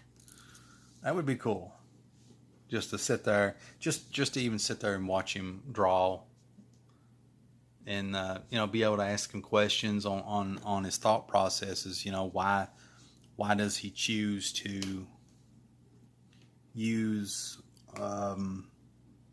do certain brush strokes, do certain layouts, certain pacing in his panels and stuff like that, and hear firsthand why he makes those choices. You know, maybe he might be able to answer them deeply, or maybe it's more of like a subconscious thing. It could be a subconscious thing when Jack Kirby does his stuff. I love Jack Kirby, and you know, he's one of the people that I'm trying to study, even though it doesn't really look like it. But I really like the use of his blacks. You know, how he does his shadows and stuff. You know, how he makes a panel feel a lot more fuller just by just putting in like 20 to 30% shadows in it. He even puts shadows in places where there wouldn't be a shadow, but it's okay because it adds a lot more depth to the panel. But I also like his dynamic storytelling. I think that's really cool. His page layouts and his compositions and stuff. It's really cool, especially the work and like going on to issue 60 of Fantastic Four and on up, when he really started to find himself, you know, as an artist. I tell you something interesting that Rob Liefeld revealed many moons ago, that when he was working at DC, what time he was piddling around with Lobo and Hawkman, I think it's Hawkman, that he told him that he wants to do OMAC, he wants to do the New Gods, and he wants to do basically a bunch of Jack Kirby stuff. OMAC, the New Gods, and what is that blonde-headed kid who wakes up to a dystopian future? It's basically like a mix of a lot of different things, like Planet of the Apes. It starts with a K, I think. Commandy. I think it's Commandy. Yeah. And Rob Liefeld wanted to work on Commandy, the New Gods, and OMAC, and all this other stuff. And they basically told him, nah, you stay in your lane. And I think that's really dumb, you know. Like, I think that they should have let Rob Liefeld do like a Heroes Reborn with those books. I feel like the Kirbyverse in DC is kind of neglected, you know. I think a lot of other stuff, you know, I think the Kirbyverse adds a lot more depth to the DC universe in a way, and needs to be explored. And even though I think a lot of hardcore DC fans may not like the direction that Rob Liefeld would take the Kirbyverse in DC, but the thing is, the most important thing is the attention that he would bring to it. You know, everybody would be like, Rob Liefeld's drawing this, drawing that. You know, he'd bring eyes to the pages, you know, bring eyes to those books. And then other people can come on once there's a little bit of buzz and stuff, and they could take over those books and take them to interesting places. A lot of people said this ain't really, well, it's sort of semi-related, but Mr. Miracle is supposed to have been a good book there for a while. I think, can't remember, Tom King might have been writing it, I don't know.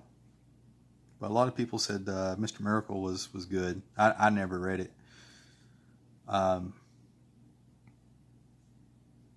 yeah, I think, for me personally, I would really like to see Rob Liefeld do the New Gods. I think that would have been cool. See what he would have done with it.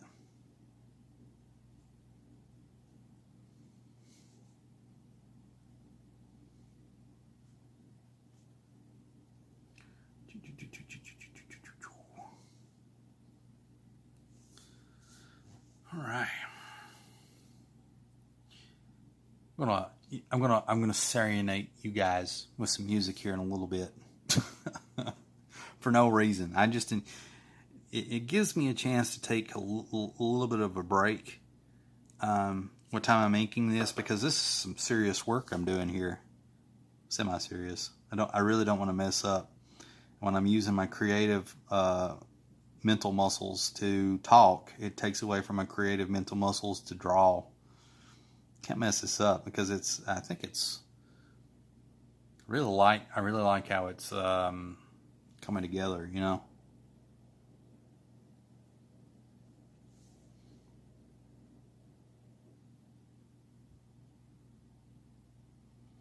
Da-na.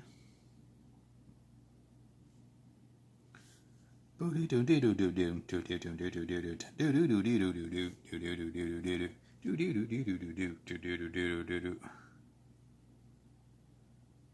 singing Jeff Lafferty's theme.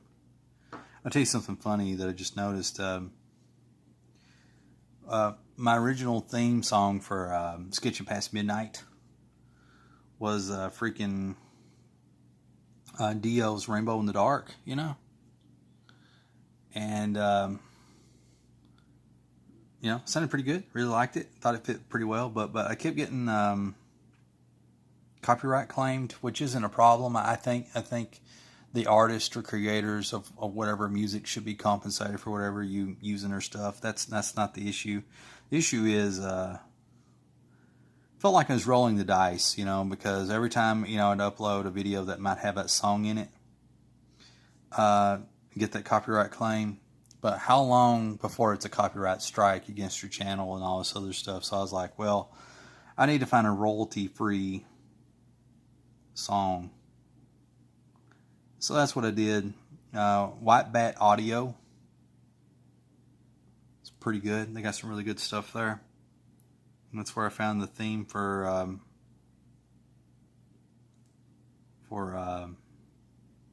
this video series or whatever you want to call it. But the interesting thing is, before I went live, I was like listening to different White Bat Audio stuff, and I found Jeff Lafferty's theme. I was like, oh man, what's that saying? Great minds think alike. Great minds think alike.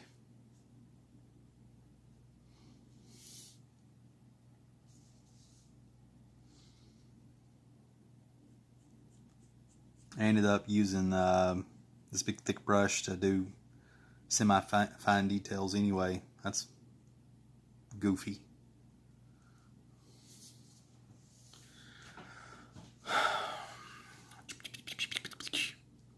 All right, let me serenade you guys with a tune. I really like this song. This is a good song. Let's hear it again.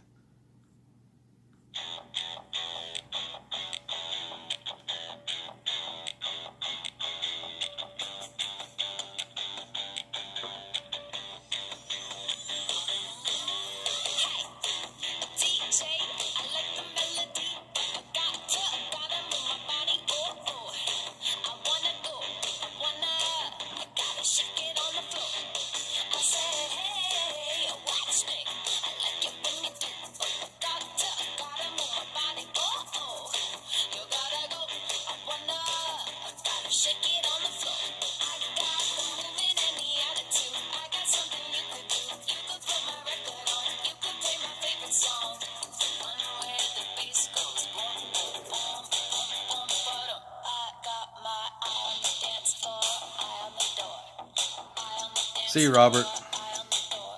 Hi, guys.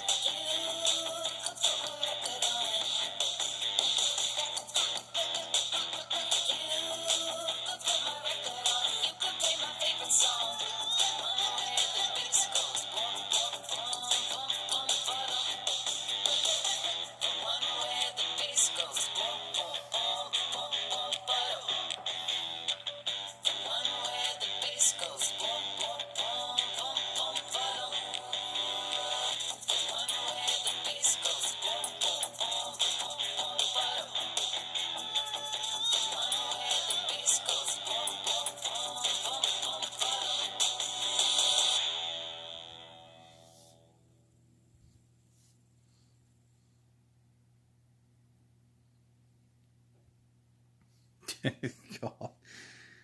It looks really mucked up with these inks on here.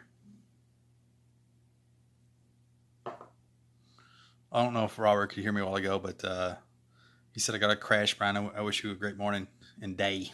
Keep it up. Keep the great work. Thank you, sir. Talk to you soon.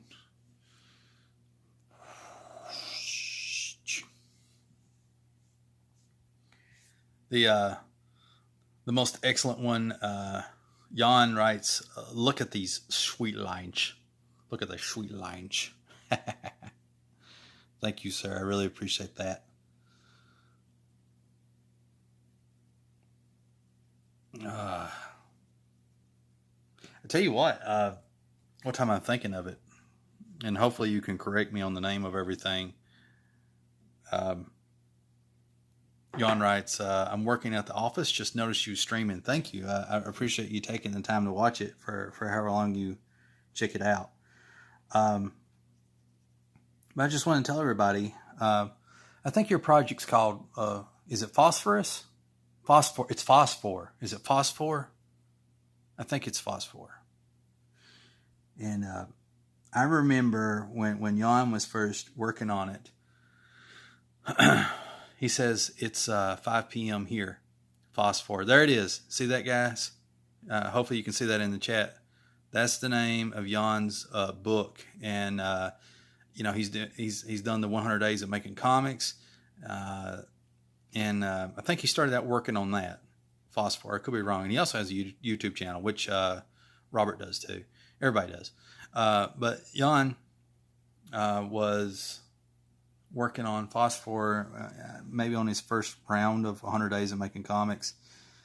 And I can't remember if you got done with it or not, but what I do remember is that you ended up going back and just kind of redoing a lot of stuff, and it just keeps looking better and better and better, and it's a really nice book. And right now, for anyone watching in the replay, look Jan up. He's on Instagram, YouTube, Facebook, maybe Twitter. Yeah, I think he's on Twitter. He's on Twitter as well. And look him up and look up the Phosphor stuff that he's working on. Jan says thanks. You're welcome. The one thing that I'm really enjoying right now with Phosphor is the colors. I really like colors that have like a really nice contrast, and I'm not really interested so much in realistic colors. Does that make sense? Like realistic colors are boring. I don't know how many of you guys have seen Creepshow. Creepshow was a movie that was written by Stephen King, and it was directed by the equally awesome George Romero, who also did pretty much every Night of the Living Dead movie you ever seen. Night of the Living Dead, Day of the Dead, Dawn of the Dead, Land of the Dead, Diary of the Dead, Survival of the Dead. I think that's all of them. But George Romero directed and Stephen King wrote Creepshow. And the reason I bring that up is if you look at the choices of colors in Creepshow, when the horror moments reach a climax, they use these colors of pink and green and red and blue. And they cast that shade over these characters, and there's nothing in real life that's going to create that unless you're like next to a neon sign or something like that. And there's no indication that any of these things are in the room. They just use it for dramatic effect. And I love colors like that add a contrast, that make things pop. And I think it's really, really cool. And in some of what Jan's doing right now, he's using that dramatic effect type of coloring for his stuff on Phosphor, and it's really making his work pop, and also his artwork it keeps improving. On 100 Days of Making Comics, I really should jerk this book out, because I think there was like a little, I'm getting ahead of myself. In the 100 Days of Making Comics, there was an invitation for people to basically make a like this trade paperback where everybody that's worked in the 100s at one point or another are invited to do like a 4 to 7 page story. And I managed to get in, managed to get to do that. I was very, very grateful to be part of that. And it was called Werewolves and Unicorns and Other Mythical Creatures. That was the theme of the book. And it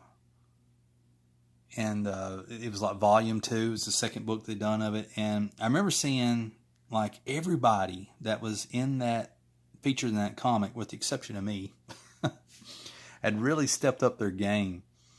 I mean, like their art game, like everybody's art was just phenomenal. I mean, I can't really point to anybody in that comic and say like, you know, it's whatever. Everybody did really good. And I remember looking at Jan's art, and like he had stepped it up, and like since that book, him working on Phosphor, you know, he just kept getting better and better and better, and now his colors are getting better and better and stuff like that. I'm really setting the bar high here, putting the pressure on Jan. But I'm telling the truth. I'm being honest here, folks. This is like a passion project for him, and he's been working on it for a while. And when it comes time for him to really, you know, put it out and stuff, I think a lot of people's going to be really happy with it. It's going to be pretty cool.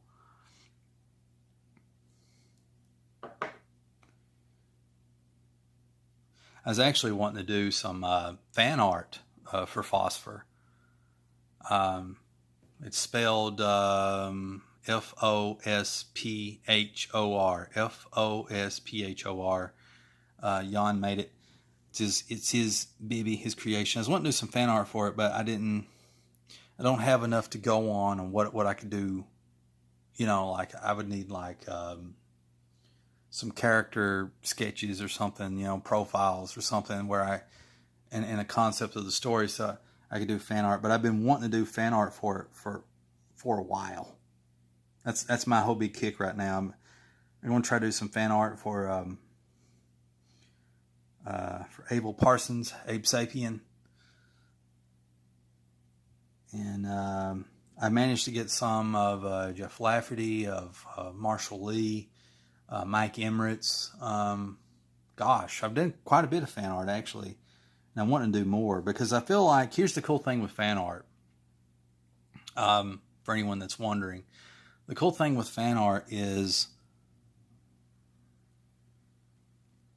it helps. It's a very symbiotic thing. It helps everybody out, because when I share fan art pieces I've done of other people's characters, it helps build awareness of the creators of those characters and their characters themselves. It also gives the person that's doing the fan art an excuse to draw, you know? So every time I do a fan art piece, I get a little better, you know? I'm pushing myself. I get a little better. At least I think so, anyway. And so it helps me get a little bit better.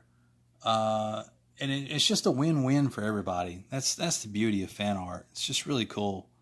And so for anyone that may watch this live or watch this later, I encourage you to do fan art. And I'm not necessarily directing it toward me. I do fan art of Wildcat, which I love that, and a lot of you already have. But what I'm talking about is like, do fan art of other people's crap too, because it's a really great way to build awareness of people, of other creators and other characters, and it helps everybody out. Fan art of indie comics is awesome. I was also thinking about what time on this big kick, kind of messing things up with these inks a little bit. But I was also thinking doing some, not so much fan art, but like, well, I guess it is fan art, of like popular characters from the 90s, like 90s Batman, the Azrael one. I was wanting to do Hulk 2099, a lot of offbeat stuff like that nobody's really doing. Well, some people have. And the reason for that is to, you know, maybe maybe build an audience like on Instagram or something like that I can carry over to here and get people excited. Like, you draw a cool looking Batman. Why am I so condescending to my audience? I'm always like that. I don't mean to be. I'm a turd. I'm sorry. I'm a condescending turd. Oh man, I don't know what I'm doing here. I'm just spitballing right here. I've went rogue. I went rogue with these inks. And not the good rogue either. Not the rogue or the X-Men. Just, oh goodness, what am I doing? I don't know. I'm just going for it. I'm going for it.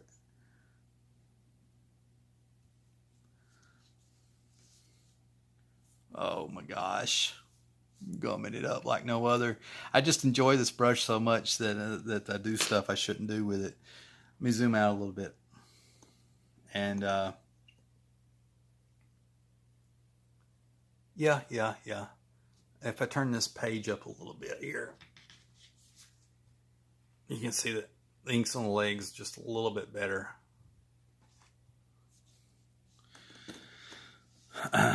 Jan says, Brotherhood of Mutants rogue before she joined the X-Men. Yeah, that's how rogue I'm going. I'm going rebellious rogue, criminal rogue. Rogue that grabs, I don't know if she did she grab Marvel Girl? Or Captain Marvel, whatever her name is. Did she grab her before she became an X-Men? Took her power? I can't remember. But that's the kind of rogue I'm going. Jeff writes, Jeff Lafferty, yo dudes, that piece is looking good, CB. Thank you. I really appreciate that. I'm just mucking it up here and there. I don't know. I really need to put this brush down, but I'm just so much enjoying the brush. The brush for me, this brush tip thing is it gives everything this really nice organic look, and I like that. I don't want things to look too goofy, but it needs to have, I like my art to have just the right amount of goofy. I like a little mixture of serious and goof. And like these two are like in this yin-yang relationship, yang, yin-yo thing, where they're constantly battling out to see what comes out on top. And I think that dynamic energy of doing something that's semi-serious and also semi-goofy makes something that's visually appealing, at least in theory. Makes something that looks kind of fun. And so that's what this brush helps to do, I think. I think, anyway. Jan writes, I think that's the plot for the next Captain Marvel movie. Yeah. Captain Marvel. Let me put the cap on here so this won't dry out too bad. Because I'm using, this is a water-based brush. I've been talking about this the whole show. And water-based ink, I'm sorry. And the water-based ink is all dried out, and you're supposed to get a new one, but I refuse. So I'm actually using Indian ink, and anytime you put your brushes down in there, for those that don't know, it dries your brush out, and you have to kind of wrench them out and stuff, so I don't care. Just love this thing. Put my cap on here. You know what I'm going to end up doing? I'm going to end up spilling ink all over it.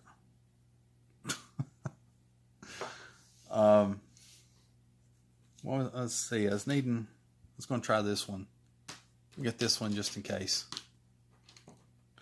But anyway, what was I thinking? Oh yeah. Captain Marvel. I remember there for a long time. They kind of laid off on her. Brie Larson was, she's Captain Marvel or whatever, and it was a little bit overhyped, the whole Captain Marvel thing. What I mean is like the value in that movie, how important Captain Marvel is to the whole Marvel universe. And and I guess part of the reason that it was overhyped is Captain Marvel is this incarnation of Captain Marvel's played by a girl, and so they really wanted a woman superhero out front and center, and there's nothing wrong with that at all. It's all about story and relatability, And part of the thing that hurt Captain Marvel with some fans is that she didn't come across as quite relatable. When you watch Brie Larson in some movies that she does, she comes across as a goofy character, kind of fun character. But I think her real life persona, her real life, who she is as a person, is actually tainting her movies. And a lot of people are taking who she is in real life and some of the things she said and done, and it's tainting their view of the movies. Not to say that those movies don't deserve a little bit of a spanking, but my problem with Captain Marvel is when I watched it. Okay, I watched it with an open mind, not trying to be influenced by YouTube videos and all this other stuff. And to be honest, the cool thing is, I think it's a better movie than the first Thor movie. Because the Thor movies, to me, progressively got better and better. But with Captain Marvel, I felt like it was the first Captain Marvel movie that's come out so far is better than the first Thor movie. It's an origin story movie, so sometimes you kind of have to get those out there, and so that way you can really start to get into the story. You kind of have to get one out there, right? And so that's kind of what it was, but they had a cool theme with having it happen in the 90s, and they was going to play around with a lot of that music and stuff of that time period. But I felt like kind of mucking it up here.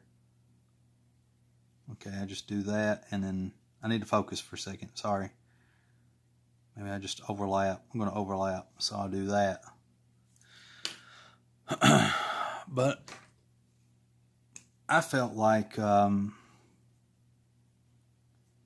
they didn't execute the whole 90s, the whole Captain Marvel thing happening in the 90s. I don't feel like they pulled it off well. I think they could have hyped up the nostalgia just a little bit better than what they did. Though they did make a good effort of it. It didn't work as well as like what James Gunn did with the freaking Guardians of the Galaxy when they had using a lot of the 70s music and really brought it back for a new audience and new ears. It's really cool. But when I watched it, my little makeshift review from what I can remember, the cat did kind of steal the show. That was one of the things that people like Marvel didn't like, is like the cat was getting more buzz than the Captain Marvel was. And I think the problem is when you do these types, what am I trying to say here? Captain Marvel. The problem with Captain Marvel, essentially, is she's a DC character from the 60s or 70s. What do I mean by that? DC characters, historically, back in the day, they're basically gods, and they're not very relatable. They're your mom and dad telling you what to do. And they're powerful. They can do no wrong. They're infallible. And they're not relatable. When Marvel Comics started building their stride, and Stan Lee was given free reign, one of the things that they did in the 60s that made Marvel start to become popular is they wrote all their superheroes in a relatable way. Their heroes were not perfect. They were flawed. Every one of them were flawed in some way. And that's the problem with Captain Marvel, is she's more like a classical DC character where she's infallible, she can do no wrong, she's just perfect. I mean, they tried to make her a little bit flawed, but still, she was Captain Perfect. And I think that's really what hurt that movie a little bit. was that she was too much of a Captain Perfect. We needed to really see her struggle more. We really needed to see her down on her luck a lot more than what we got to get to see. It wasn't a bad movie. It's worth watching. I feel like it's better than the first Thor movie. But out of all the Marvel movies, I feel like it's also a little bit forgettable, you know, because you're being introduced to Captain Marvel, right? And so it's really important that you kind of knock it out of the park, you know, that the main thing that you do is you make that character relatable. I mean, the main example of what I'm talking about, if you look at, I'm going to do some rocks here, folks. If you look at freaking Tony Stark is a billionaire. He makes his family makes, you know, weapons and sells them to the military and all this other stuff. And he's a bit of a playboy, and he's a little bit aloof, and he has a lot of fun and stuff. And he lives a lifestyle that most people around the world don't get to live, you know. And they took a character like Tony Stark and they made him relatable. And he became one of the most favorite characters in the cinematic Marvel universe. Think about that. That is amazing. That is quite an accomplishment, you know. And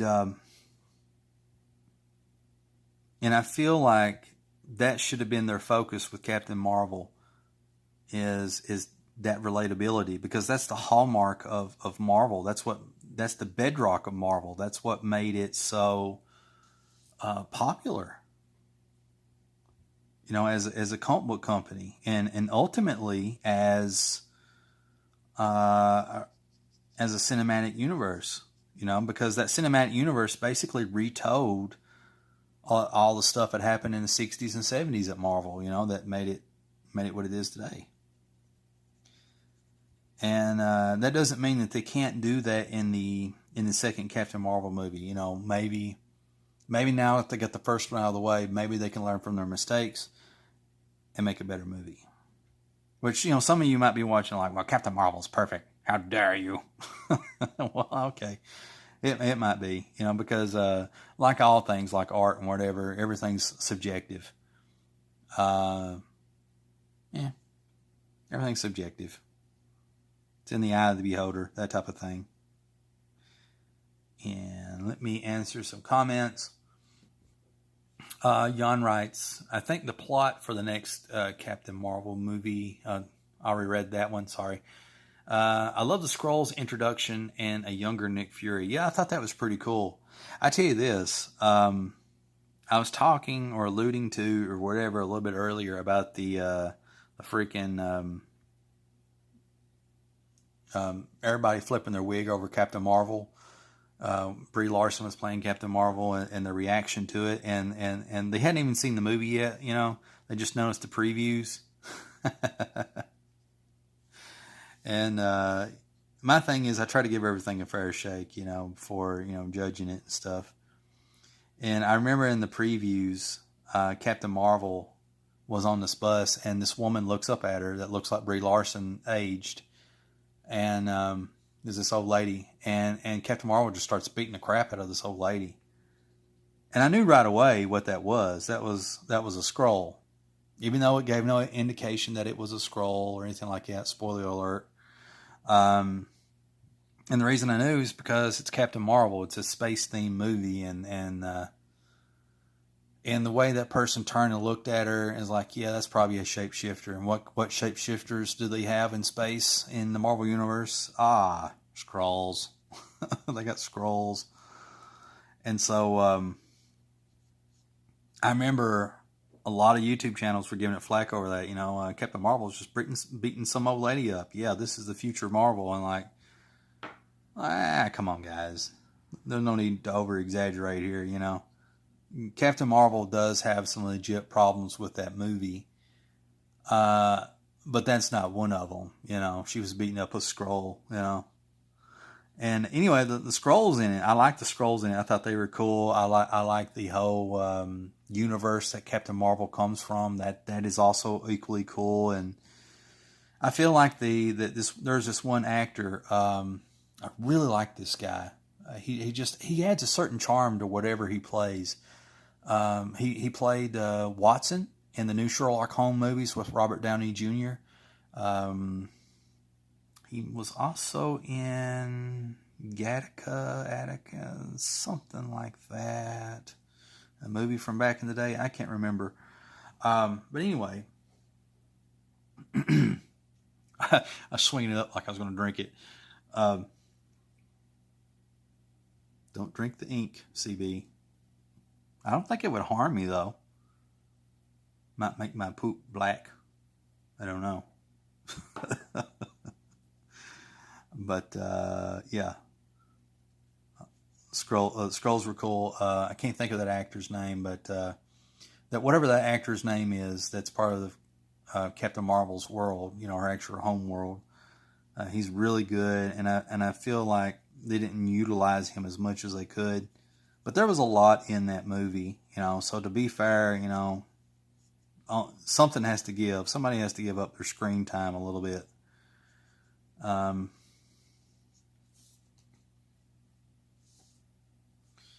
And Jan was saying earlier about the young Nick Fury. That was cool too. I like that. I think you kind of had to have Nick Fury in there to help get Captain Marvel over. In professional wrestling, they call that giving somebody the rub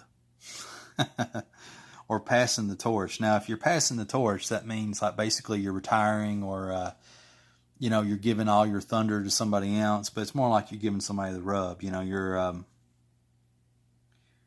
helping them to get over with the crowd by jobbing to them, by losing. I'm not saying that Nick Fury did that in this film, not at all. But what I am saying is that by him being constantly in the movie throughout, helps give the Captain Marvel character a little bit of credibility, though it wasn't needed. But it helps. I felt like it helped more than anything. And the whole de-aging thing, looked pretty good overall with Nick Fury.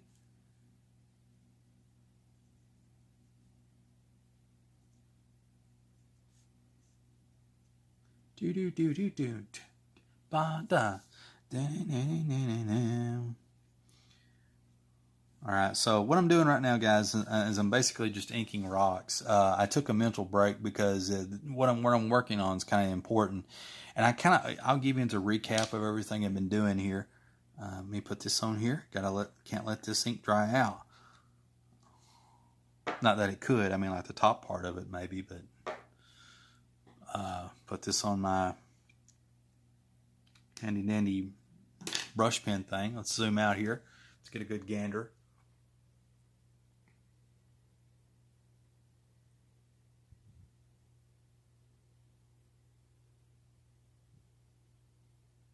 All right, so Ian's got a good look at that. I'm going to show you my handy dandy sketchbook. Oh, don't want to smear no ink. Okay, it's okay. It dried. So these is kind of like some very rough ideas of what I'm wanting to do in the Wildcat first issue, or whatever issue. And at some point at the beginning of the book, the idea is Wildcat is being murdered by a bunch of people. He ingested uranium, so Wildcat has a healing factor, but he just ingested uranium and radioactive materials. They break apart DNA. It's a horrible way to go. And so this was something that his healing factor couldn't cope with, and so he's basically being dragged. He's being hooked in the eye and the mouth, kind of hooked there, jaw grabbed, and all this other stuff. He's missing an arm because it got hacked off. And here, he's being pulled further down. He got shot in the head with a shotgun. His brain's being blown out. He's missing an arm. And as he goes down, there's this rock-like parasite that bites on his arm, on that nub, as it's going down. Bites on that nub, and it goes down into the ground with him. And this is a makeshift logo, or a Wildcat logo. Now, Wildcat's not going to have this logo. At least I don't think so. And this is something good for marketing or for merch or anything like that. So I'm going to use that. And this is a bunch of stuff I just did just for this video explaining how to hold a sword. I don't know why I went into that, but I did. And I also showed off my $10 tee that I got like 2 years ago, which is $10tees.com. It costed like $12 altogether or something. I can't remember with shipping. The colors are a little bit more vibrant here than what they are in real life. It's got the old New Empire logo, which is cool. And I'm happy with it. This is not something that you can just scratch off and it's going to flake. This is like it's burned into the shirt. So I think the inks may fade over time. But as far as like flaking off or disappearing, that's not going to happen. So that's pretty cool. But if you want to get like a $10 tee at $10tee.com or $10 t-shirts, whatever, you have to get a white shirt. So that's one of the bad things, you know. If you get a black one, you know, then the cost goes up quite a bit. And I think this is it looks a bit better on a black t-shirt, but everything looks good on black, you know. Let me sip my Mountain Dew for this broadcast.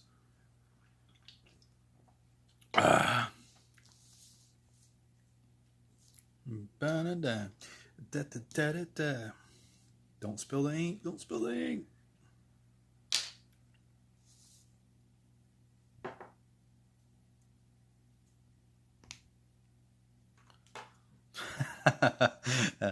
Jan writes, that's a white shirt on top of fresh Indian ink collector's item. One can only hope, right? One can only hope.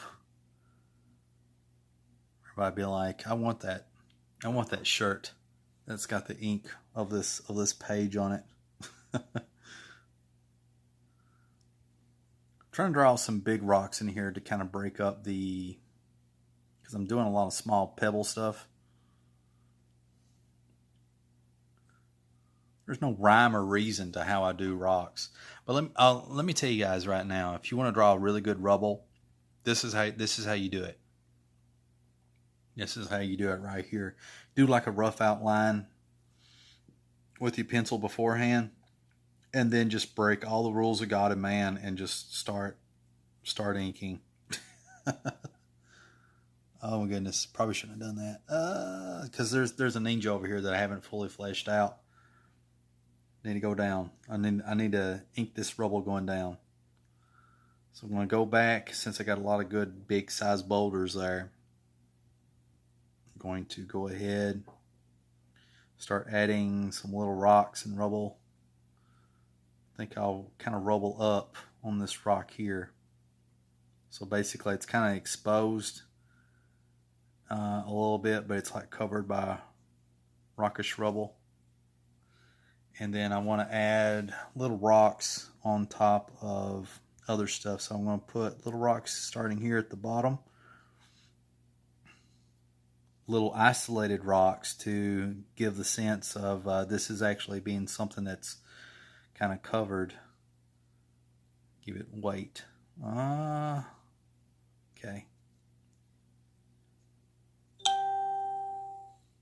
Ooh, I got a ding. Got a ding from Facebook.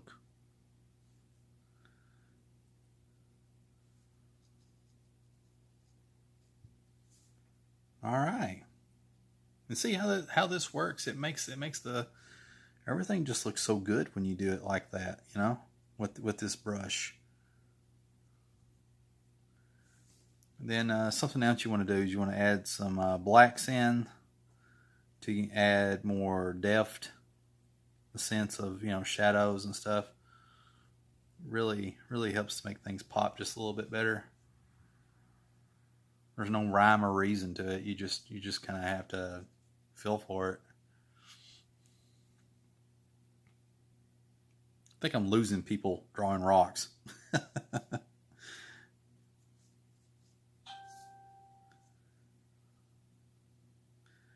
right.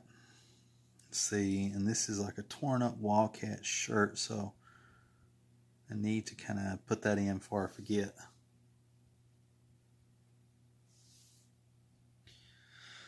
Okay, so I'm going to wrap this up since this is like my longest broadcast yet. Put my cap on here. Extend out. Get a gander of how it's coming together. Okay. So I think we had a pretty good time on this show. Answered the question of the day, which was if I could work with anybody, or if you could work with anybody. If I could work with any comic creator, who and why? Well, honestly, I would love to work with just about anybody because, I don't know. Why not, right? But if I had to be nitpicky about it, I would like to work with Dale Keown, him drawing Pitt and me writing it. And I think I could do some cool stuff with that. I could take Pitt back to his roots and take back to the creepiness of it, because as the book went on, it kind of lost its horror roots because Pitt was a little bit of a horror book, it still had a lot of Bernie Wrightson in it. But as Dale Keown's style started to change and the story started to change, it got less and less out of that Bernie Wrightson type of feel, and it got more into something else. Dale Keown's art's kind of like a mix between Bernie Wrightson and a little bit of Sal Buscema, a dash of it, and John Byrne, and probably some other artist that I'm leaving out. I can't really think. But I'd love to work with him to just write it and bring that back. And I would just like to basically lay down a template. If as long as you stick with this recipe, you're gonna have something good. And other topics, I showed my sketchbook. I'm not going to go through all that again because those of you who've been with me all night, I don't want to bore you to death. And I also showed this, which was more stuff related to Wildcat. A lot of cool things there. These little 3 foot tall demons. And then there's Hess here. This is how he kind of looks like when he rips his face off. Jan writes, looking good. Thank you, sir. Dale still posting on Instagram. Yeah, Dale Keown does not do social media. I mean, he does now, but he's always been a guy that would let other people kind of post on social media on his behalf and that sort of thing.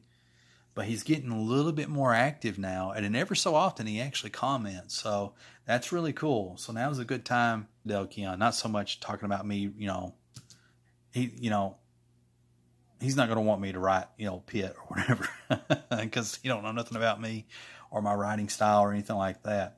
This is more like a hypothetical thing, but, if he said like, hey, you want to write Pitt? I'd be like, yeah, yes. The answer is yes. But the point is, now's a good time to reach out to Dale, and talk to him, because he's actually being active on social media instead of just being like a voyeur. And what else did I talk about? That's pretty much it. I said a whole bunch of stuff, and I can't remember half of what I said. Thank you, everybody, for taking the time to watch this live broadcast. And let me do my little thing here. You've been watching Sketching Past Midnight live, and I am, of course, your semi-humble host, See Me Small with the greatest of all time, the unchallenged, the undisputed. So shall it be, so shall it always be. Yeah. That's, people's like, you vain son of a gun, unsub. At this point, I just give up. I give up trying to get subscribers. Every time I make a video, I lose people, and then I get like 2 or 3 people back like a week later after I'm not making videos anymore. It's weird. It's a weird phenomena. Maybe if I just don't make any videos, I get like 100 subscribers. But anyway, going to end this broadcast. I really, really appreciate Ian's being here with me, and maybe I should end the show on the intro. I don't know if you've seen the intro yet, but Yins, have a good night. Da, da, da, da, da. Da.